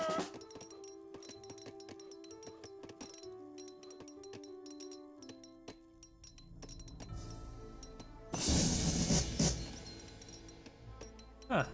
I don't know why. I don't remember the Kyro was having plus 20% damage. Oh, something else. Oh, must be going crazy.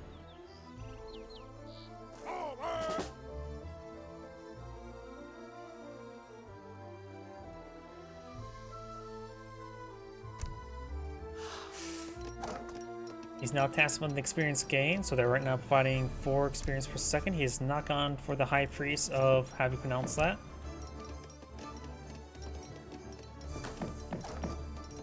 Now I got the Chimi Runners push way forward. He does have some Puma Spearmen on the field. They're way over here.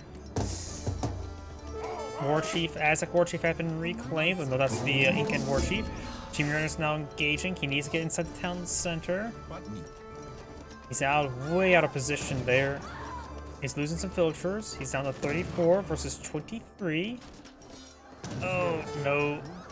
He needs to hit the bell. He needs to hit the bell and get these all in.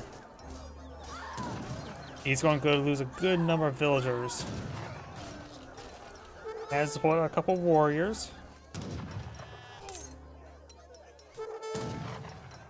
And Blue's just not going to go straight attacking, but he does have a good number of Jungle Bowmen as well as Balloon Spearmen. The Puma Spearmen will do good siege damage. They have 51 siege damage. They're elite Puma Spearmen. He does not have elite slingers at the moment. He's going for the Aztec raiding party. He needs to cancel this village to get the Aztec raiding party going. There's a number of Puma Spearmen here. Since they are elite, they do have good damage.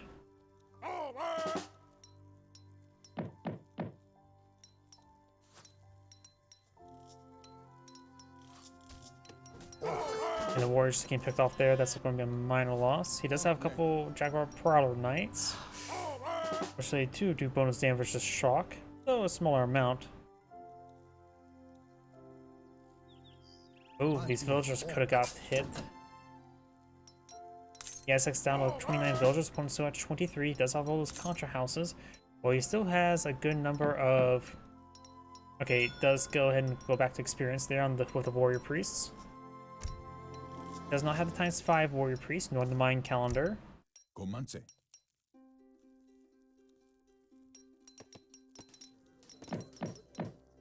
Ok. We also have a noble war hut. He is going for some eagle runner knights, which are light shock infantry. Jungle bowmen would do bonus damage versus them, but they should be effective versus Chimi runners. The damage output's not bad, so they actually can be reasonable versus infantry, even if they're damage 25% less damage to them. Comance. You guys also have still a number of warriors on the field, so they can provide some damage. They have 1 health, but they have 20 damage at range, so they're not bad to mix on in. Patni. Given of wood not being brought on in.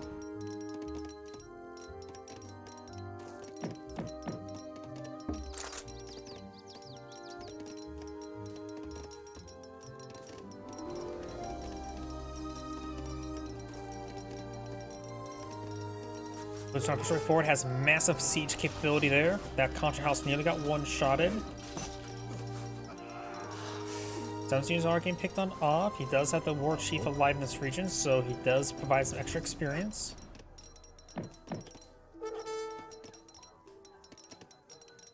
And I do believe he may have a ×3 experience aura rather than ×2. If he doesn't, he really should.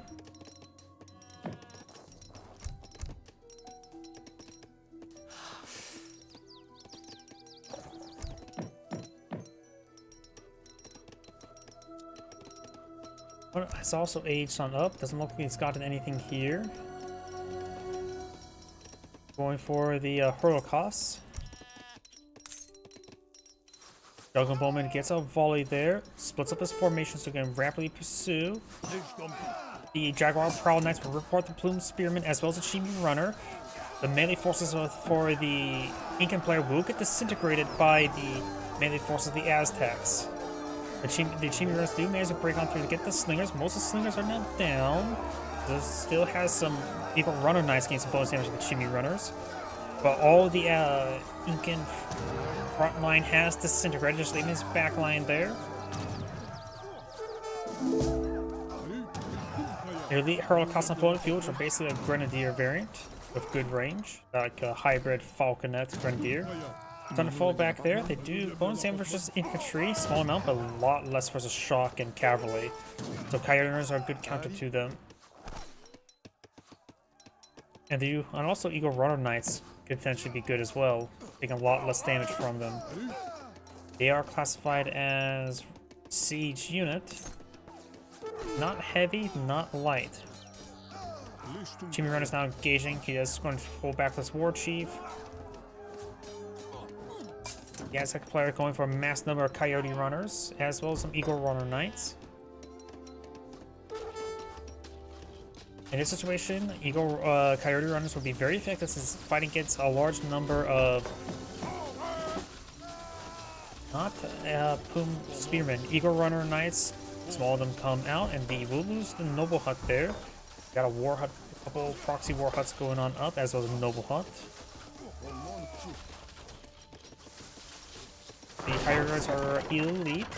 You may want to go for the Coyote Runner tactics or the Coyote Runner Temple. He's now bringing a handful of Skull Knights.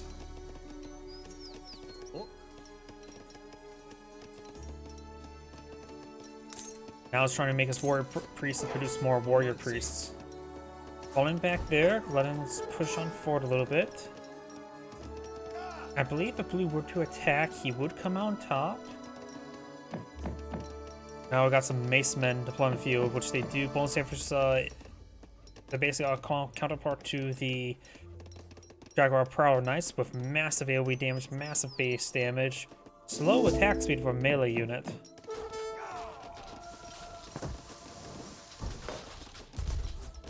Got a number of slingers being deployed on out as well. Mace Men are classified as heavy infantry as well as a siege unit. Noble Hut does go down there. Got the Skull Knights now pushing their way forward. Those the Mace Men are something a counterpart to the Skull Knights. Skull Knights do have a massive AoE charge attack. So if they connect, they can rip apart an entire formation. More slingers, he needs more pop build cubes. He does have a war hut that's all coming out from that single war hut right now. In which it's not been scouted out, so it's in a position where he could potentially go to his opponent's base if he starts pushing over here. Maybe get out a number of Jaguar Prowler Knights and Puma Spearmen. Buntney.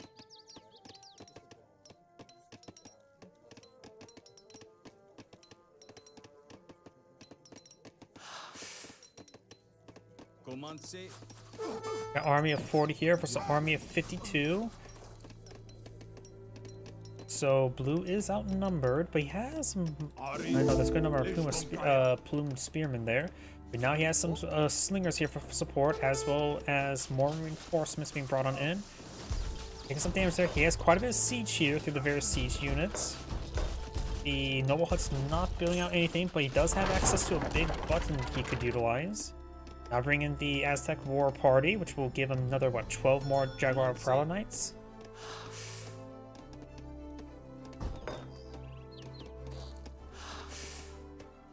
There's a good number of Warrior Priests. Warrior Priest can't be tasked onto the same place, so he needs to get that other Warrior Priest onto the Fire Pit. Who's now counter-attacking there. He does not have the military ship in the proper spot, so there's poor control there by him. So he has those reinforcements will not be able to engage. Kyrun is now gauging the Jungle Bowman. Able to get some good damage there. Slinger's now pushing way forward. Aztec got a good engagement.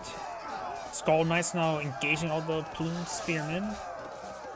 Jaguar Prowler Knights also engaging as well, able to rip them apart. The plumed spearmen here are not good enough numbers to stop the elite Coyote Runner Knights, but he's actually running out of his own Jaguar Prowler Knights since his reinforcements are way back at home. Does bring back his War Chief, and now he's forced to withdraw there. Not having those extra Jaguar Prowler Knights, it will probably blossom that fight there.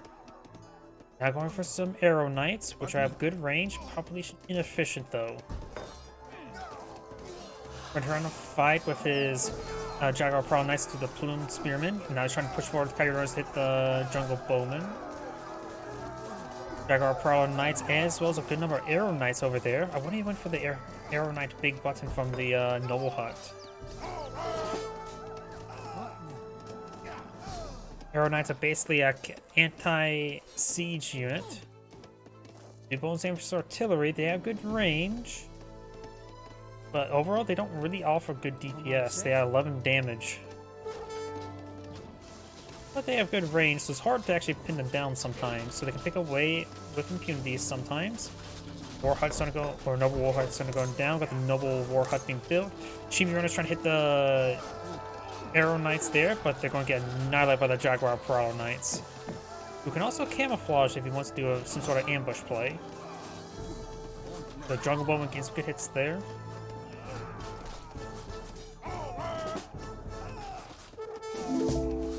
There's some more slingers.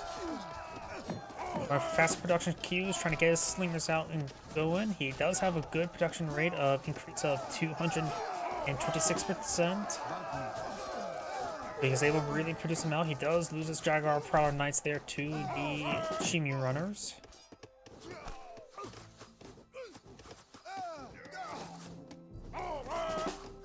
Now he's going for some Coyote Runners there, engage the Jungle Bowman. And yeah, there's just too many Shimi runners from the gauge.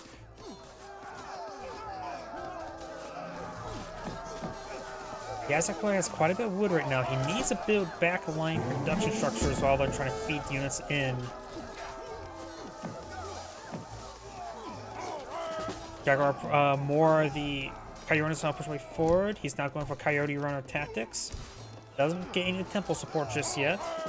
More of the Coyote runners being brought in, but they're just simply getting outnumbered by the elite Shimi runners.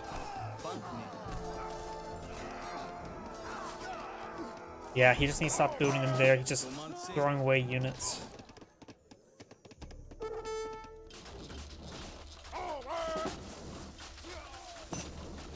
And Blue just has GG. I think what really lost the Aztec player was the fact that his shipments were not being forward deployed, and so his armies were much smaller. Like that big fight there where he had a good engagement angle was lacking a large amount of his Jaguar Prowler Knights as well as Arrow Knights in the back. That would have made a massive difference. By the way, this is Angrade saying thank you for watching, and on to the next replay.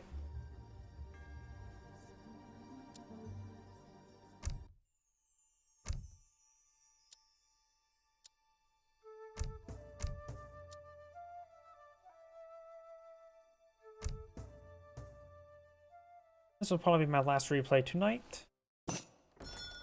Oh. Did I delete the wrong replay? Oops. Hello. And I did actually do that one. Or maybe not. Let's load up and see if I can recognize it.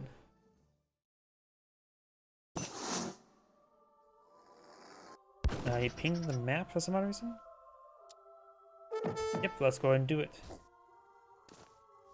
Greetings everyone, and Great here with another Age of Empires 3 replay. As well on top left side as the blue Maltese, we have Modona. As well on bottom right side as the red Sioux, we have Shekler. When it comes on to natives on this map, we got the Berbers. We got the Berber Camel Rider, the Berber Nomad, and the Salty Camel. Salty Camel enraged from carrying heavy bags of salt through the desert. Allows you to construct a salt mine. The salt mine is a 10,000 coin deposit, so a very, very good alternative to an estate or plantation.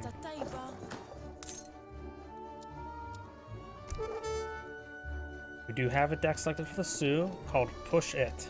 The villagers, Team Spice Trade, Wood Coin, Ascendant Bowmen, Club Warriors, Axe Riders, Cavalry Damage, Tokala Soldiers, Great Hunter, Giant Allies, Villagers, Coin or Wood, Counting Coup, now makes a war strikes a mighty blow, killing or wounding all nearby enemies, sounds like a charge attack, or an ability, one of two.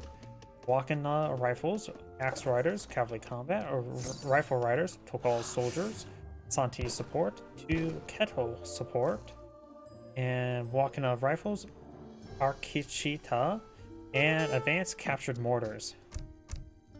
And over here we got 1v1 Tower TP. So he's going to go for some sort of riddle strategy. Villagers, German Tongue, Merchant Republics, Wing Island Quartz Constructions, Wood Coin, Hanover Allies, Sentinels, Papa Bull, Hospitality, Dren Redden Towers, Price Trade, Viterosia, Wood, Knights of Rhodes, Crossbows, Sentinels, One Fixed Gun, Steel Bolts, Archaic Soldier Combat, Sovereign Order of Malta, Port, Factory, and Sicilian Supply. He'll be aging up with the Quartermaster. His opponent is not aging up. Wait. Down for a trade post. You should have more food right now. This is not a AI. Wait, did you go for some sort of big button? You should have a lot more food, right? Am I crazy?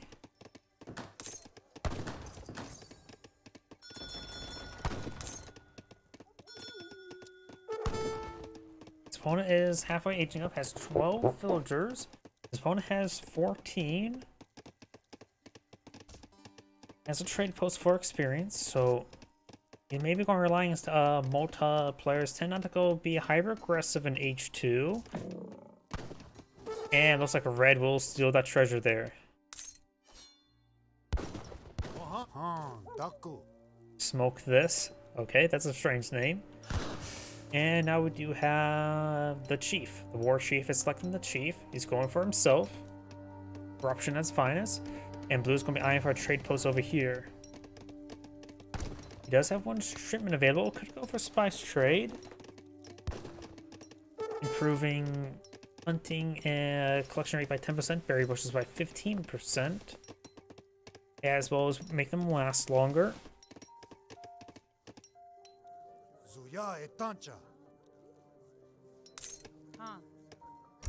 I know that tobacco was commonly used by Native Americans, primarily Indians, I should say. North American natives, in which that it was actually potent enough back then to knock you out because they had to make tobacco a certain way in order so it doesn't knock out the people trying to smoke it. You now have a war hut, proxy war hut being pulled out by red. Engine shower shipment not being brought on in. We've got outpost there. He could deploy proxy to the war hut. If he once he deploys the war hut, he could cancel the war hut and go somewhere else. So we got the two outpost wagons going on up. He better go for a shipment of Club Wars. Should have some decent siege damage, right?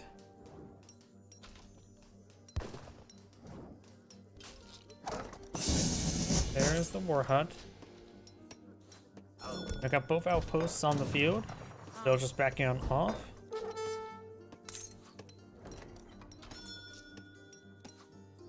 Outposts can't strike the buildings, trying to go for some club wars, which will give them access to some decent siege damage. Though I also can't remember whether the siege damage of club wars all too much. We got a number of musketeers on the field. Not musketeers, sentinels. Same difference. The war chief needs to fall back.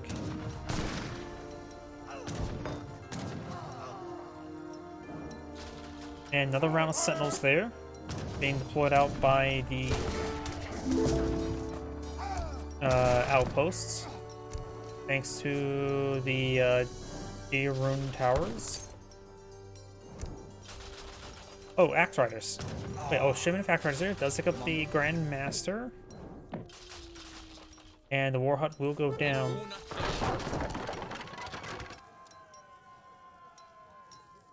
Going for a shipment of wood. He also has both of these trade posts providing him wood. Sentinels making their advance. They're basically overstated musketeers that cost twice the population, so they're population inefficient, but cost efficient for their fighting capability. We now have a war hut being pulled on out here. Does inside the war hut there. Does gun down that villager. Got a number of sentinel bowmen, which are of course an archaic archer, which does have good damage versus heavy infantry, so they're decent in this situation.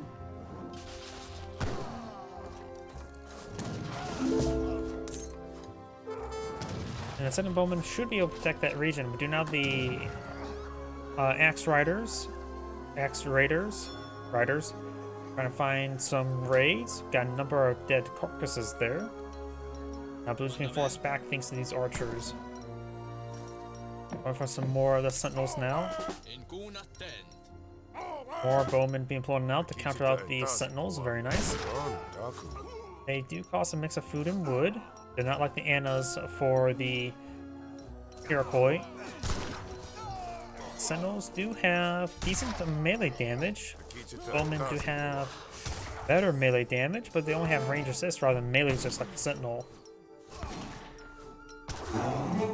Grand Marshal does go down.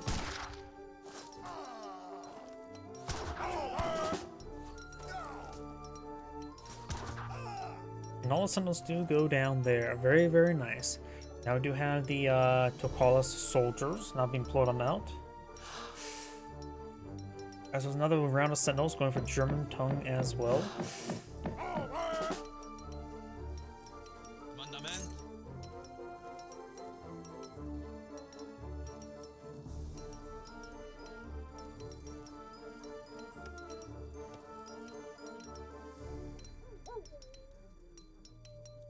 crossbows not being plotted on the field. Does bring it back as war chief as well. And there's a commandery now being plotted out, which basically has the same fighting capability as an outpost with a little bit extra health.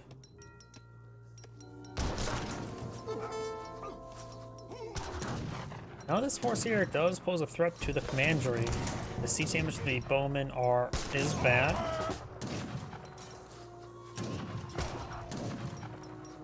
Bowman getting some good damage there onto the sentinels. Got a number of crossbows here to be a counterpart to the archers. Do have 16 damage, 16 range. Bowmans have 15 damage, 16 range, but also twice the attack speed. Of course, crossbows are cheaper. They do have 20% range resist versus 30% range resist. Now I got the wing and court constructions.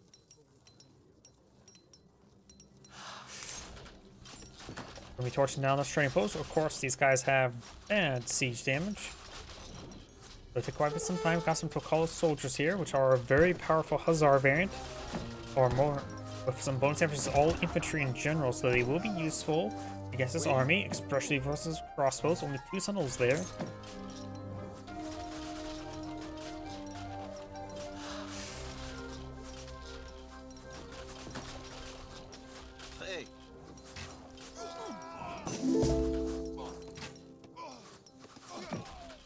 And now here comes the Tokala soldiers. It will be very effective versus these crossbows. Sentinel does get picked off there, gains some melee damage. Now we've got the round of Hussars. Order Hussars now plotting out. The Tokala soldiers do have only 28 damage and only multiplies versus infantry. It doesn't have anything to engage the Hussars, so these Hussars are going to be very effective. Let's focus on this wounded one right there. That wounded one does go down.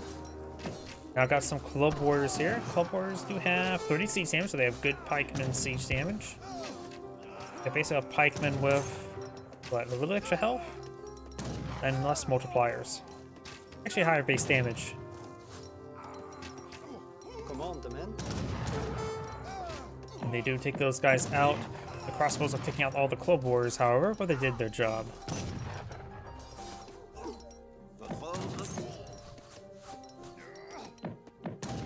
Ray doesn't need to fall back. He won't be able to do much versus the commandery. Got 1 club warrior remaining, so these Hussars will do some significant amount of damage.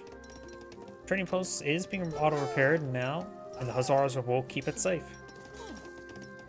More club warriors being pulled out. Got another round of club warriors. They're going clubbing.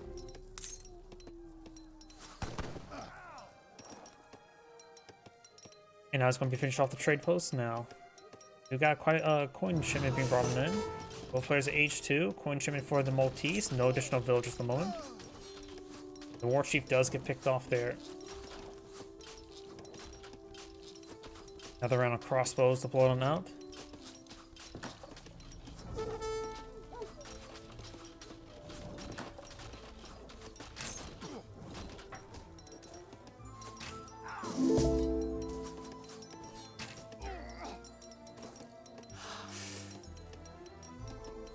Crossbows, another pair of crossbows, and Mozo Hussar. More of the club warriors now being plotted out.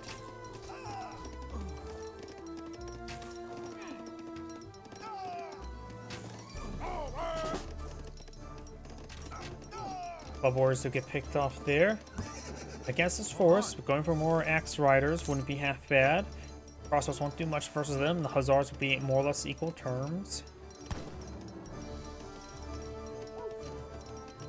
Do now have an axe rider and was more bowmen being plotted out.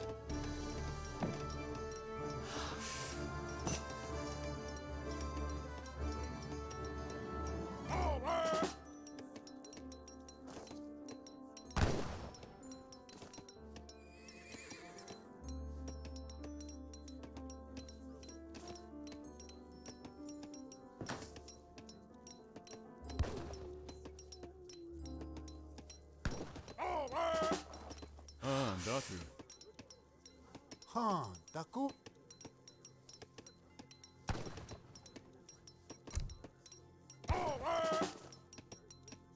And horsemen probably not be useful.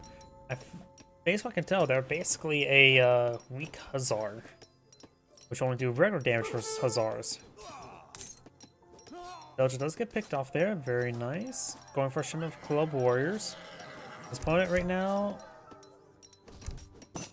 Going for more crossbows. Going for some settler wagons.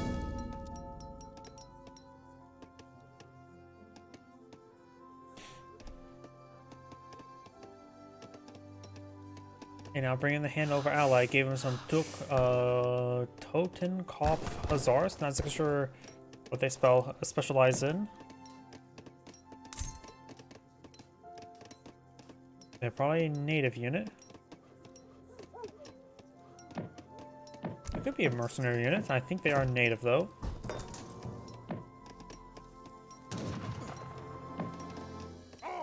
Got an unusually large number of club warriors now pushing the way forward. Hohan.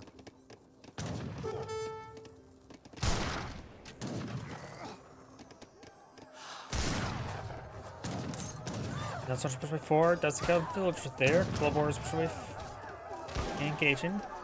There's some Order Hussars. The token for Hussars. I don't see them on the field. What if they've been cancelled?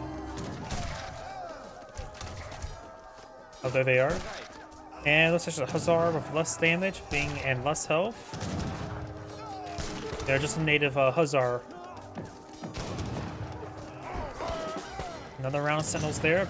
Bowman will do some decent work versus them. And the rest of the cavalry will be ripped apart. Still got some Club Warriors. They do have 11 damage. So they are still less than Sentinels. And Red does get forced on back there. From the exfiltrating the commandery. The rest of these forces will be pursued. Right now, the Maltese at 69 units versus 39.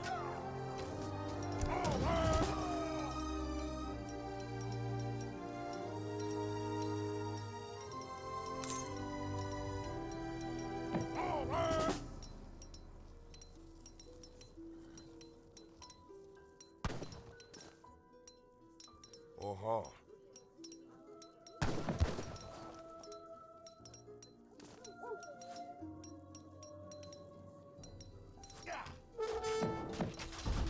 So they're going to try to engage the war hut. Bowman straight forward. He needs to come for some more of them. Axar is being picked off, no problem. The militia can be picked off, no problem. Unless he just simply doesn't have enough. And now with the Order Hussars coming for a flank, gonna be taking them apart. War hut's about to go down. Eyeing for a shipment of the Cheyenne allies,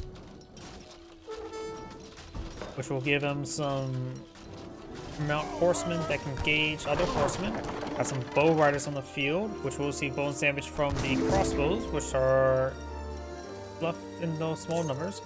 Giant riders have 21 damage and plus 50% damage versus all cavalry. In other words, against cavalry, they're just regular Hussars, because Hussars have base damage of 30.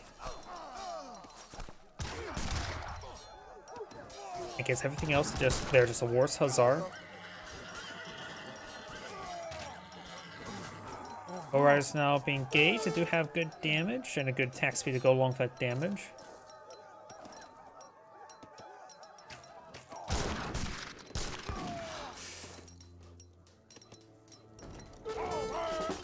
Another round of bow riders.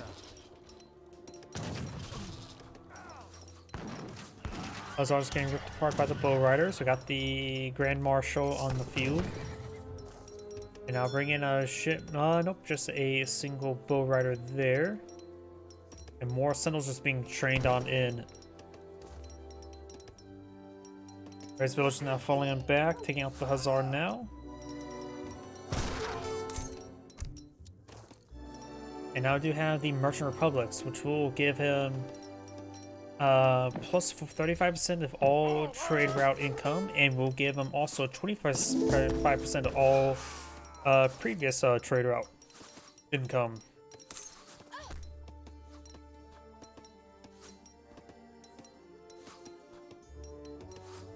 In other words, it's still a good idea to go for it as soon as you can, but you can get at least a little bit of rebate if you don't go for immediate.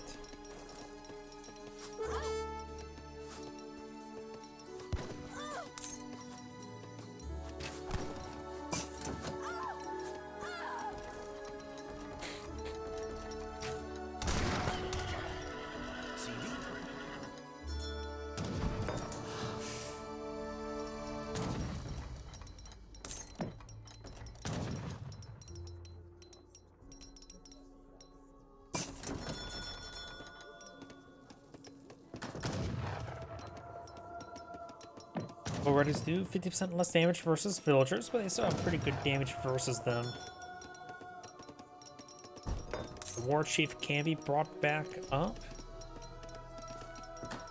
Trade post here has been only slightly damaged at the moment. Got crossbows pretty forward. Villagers moving over to the deer deposit. Now Blue is going to be pushing into his opponent's base now. It's nothing good for the Iroquois. Or not the Iroquois, Sioux. Trying to go for more bow riders. Does he have the card to turn his bow riders into rifle riders? No, he does not.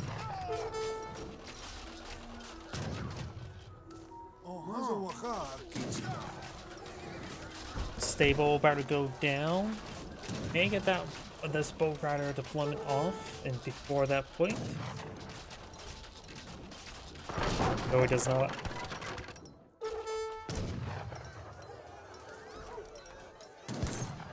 But a Horzar will receive massive damage there.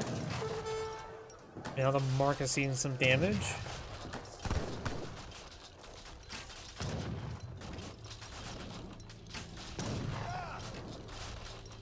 Quite a bit of resource stored on up, but it simply does not have military production structure. You could try to eye for some big buttons.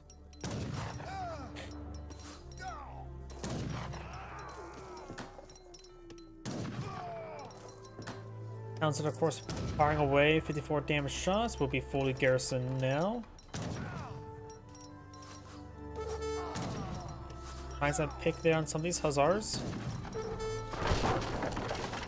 He torched down TP there, I believe that was.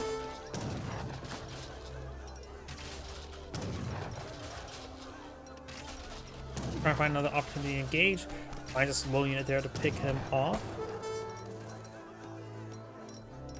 Another round of Sentinels being pulled on out.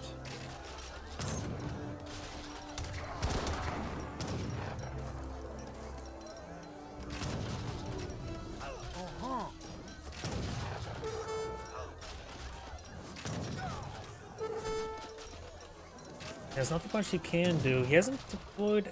He's not been. Okay, he's going for Dakota soldiers. Does bring in some Takala soldiers now to ambush his opponent. They're trying to push forward into melee mode.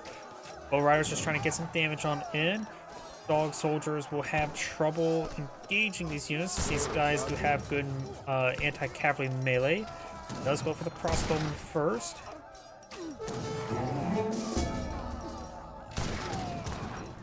But the soldiers will go down. Actually, no, looks like red will win out, but barely. That's going for the team spice trade. Now let's finish off those sentinels. Maltese is now eyeing for age 3. The adventurer going for more sentinels as well.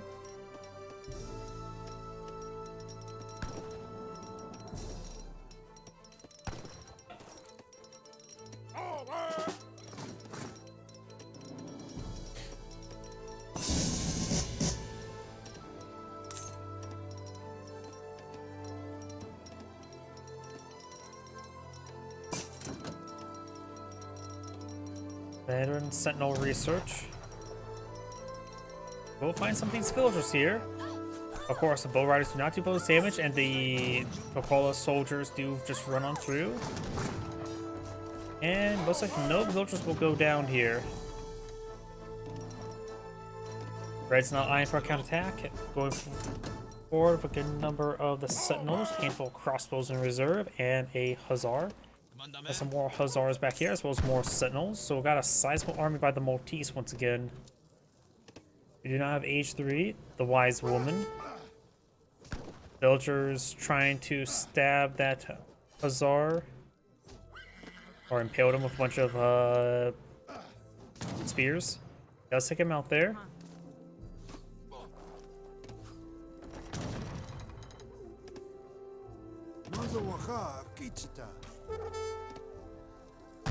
Red's cavalry is a little bit wounded. Another round of crossbows along the flank.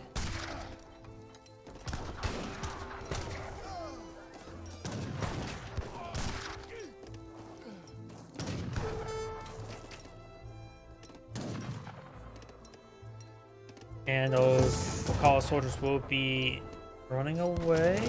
Got some villagers here. On to the tribal market.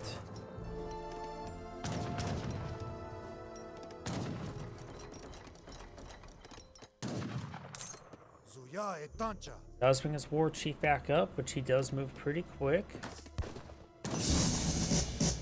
There's a bunch of bison there now. Going for a shipment of Santis, going for 6 axe riders, as well as improve their hit points. Don't know if that's the best option at the moment. I think the 2 kettle support would be better. Taking out a whole bunch of skirmishers. Yeah, I think that would have been better, though he still has to worry about all the hussars as well. I just don't think the Sioux can actually win this game at this point. He's lost too much. He has 34 villagers, opponent has 45.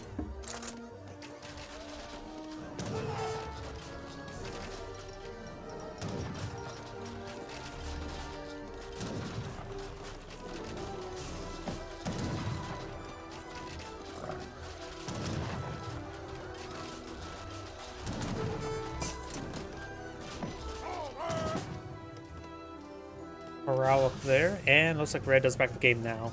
Does anyone great say anything to watching? And on to next replay.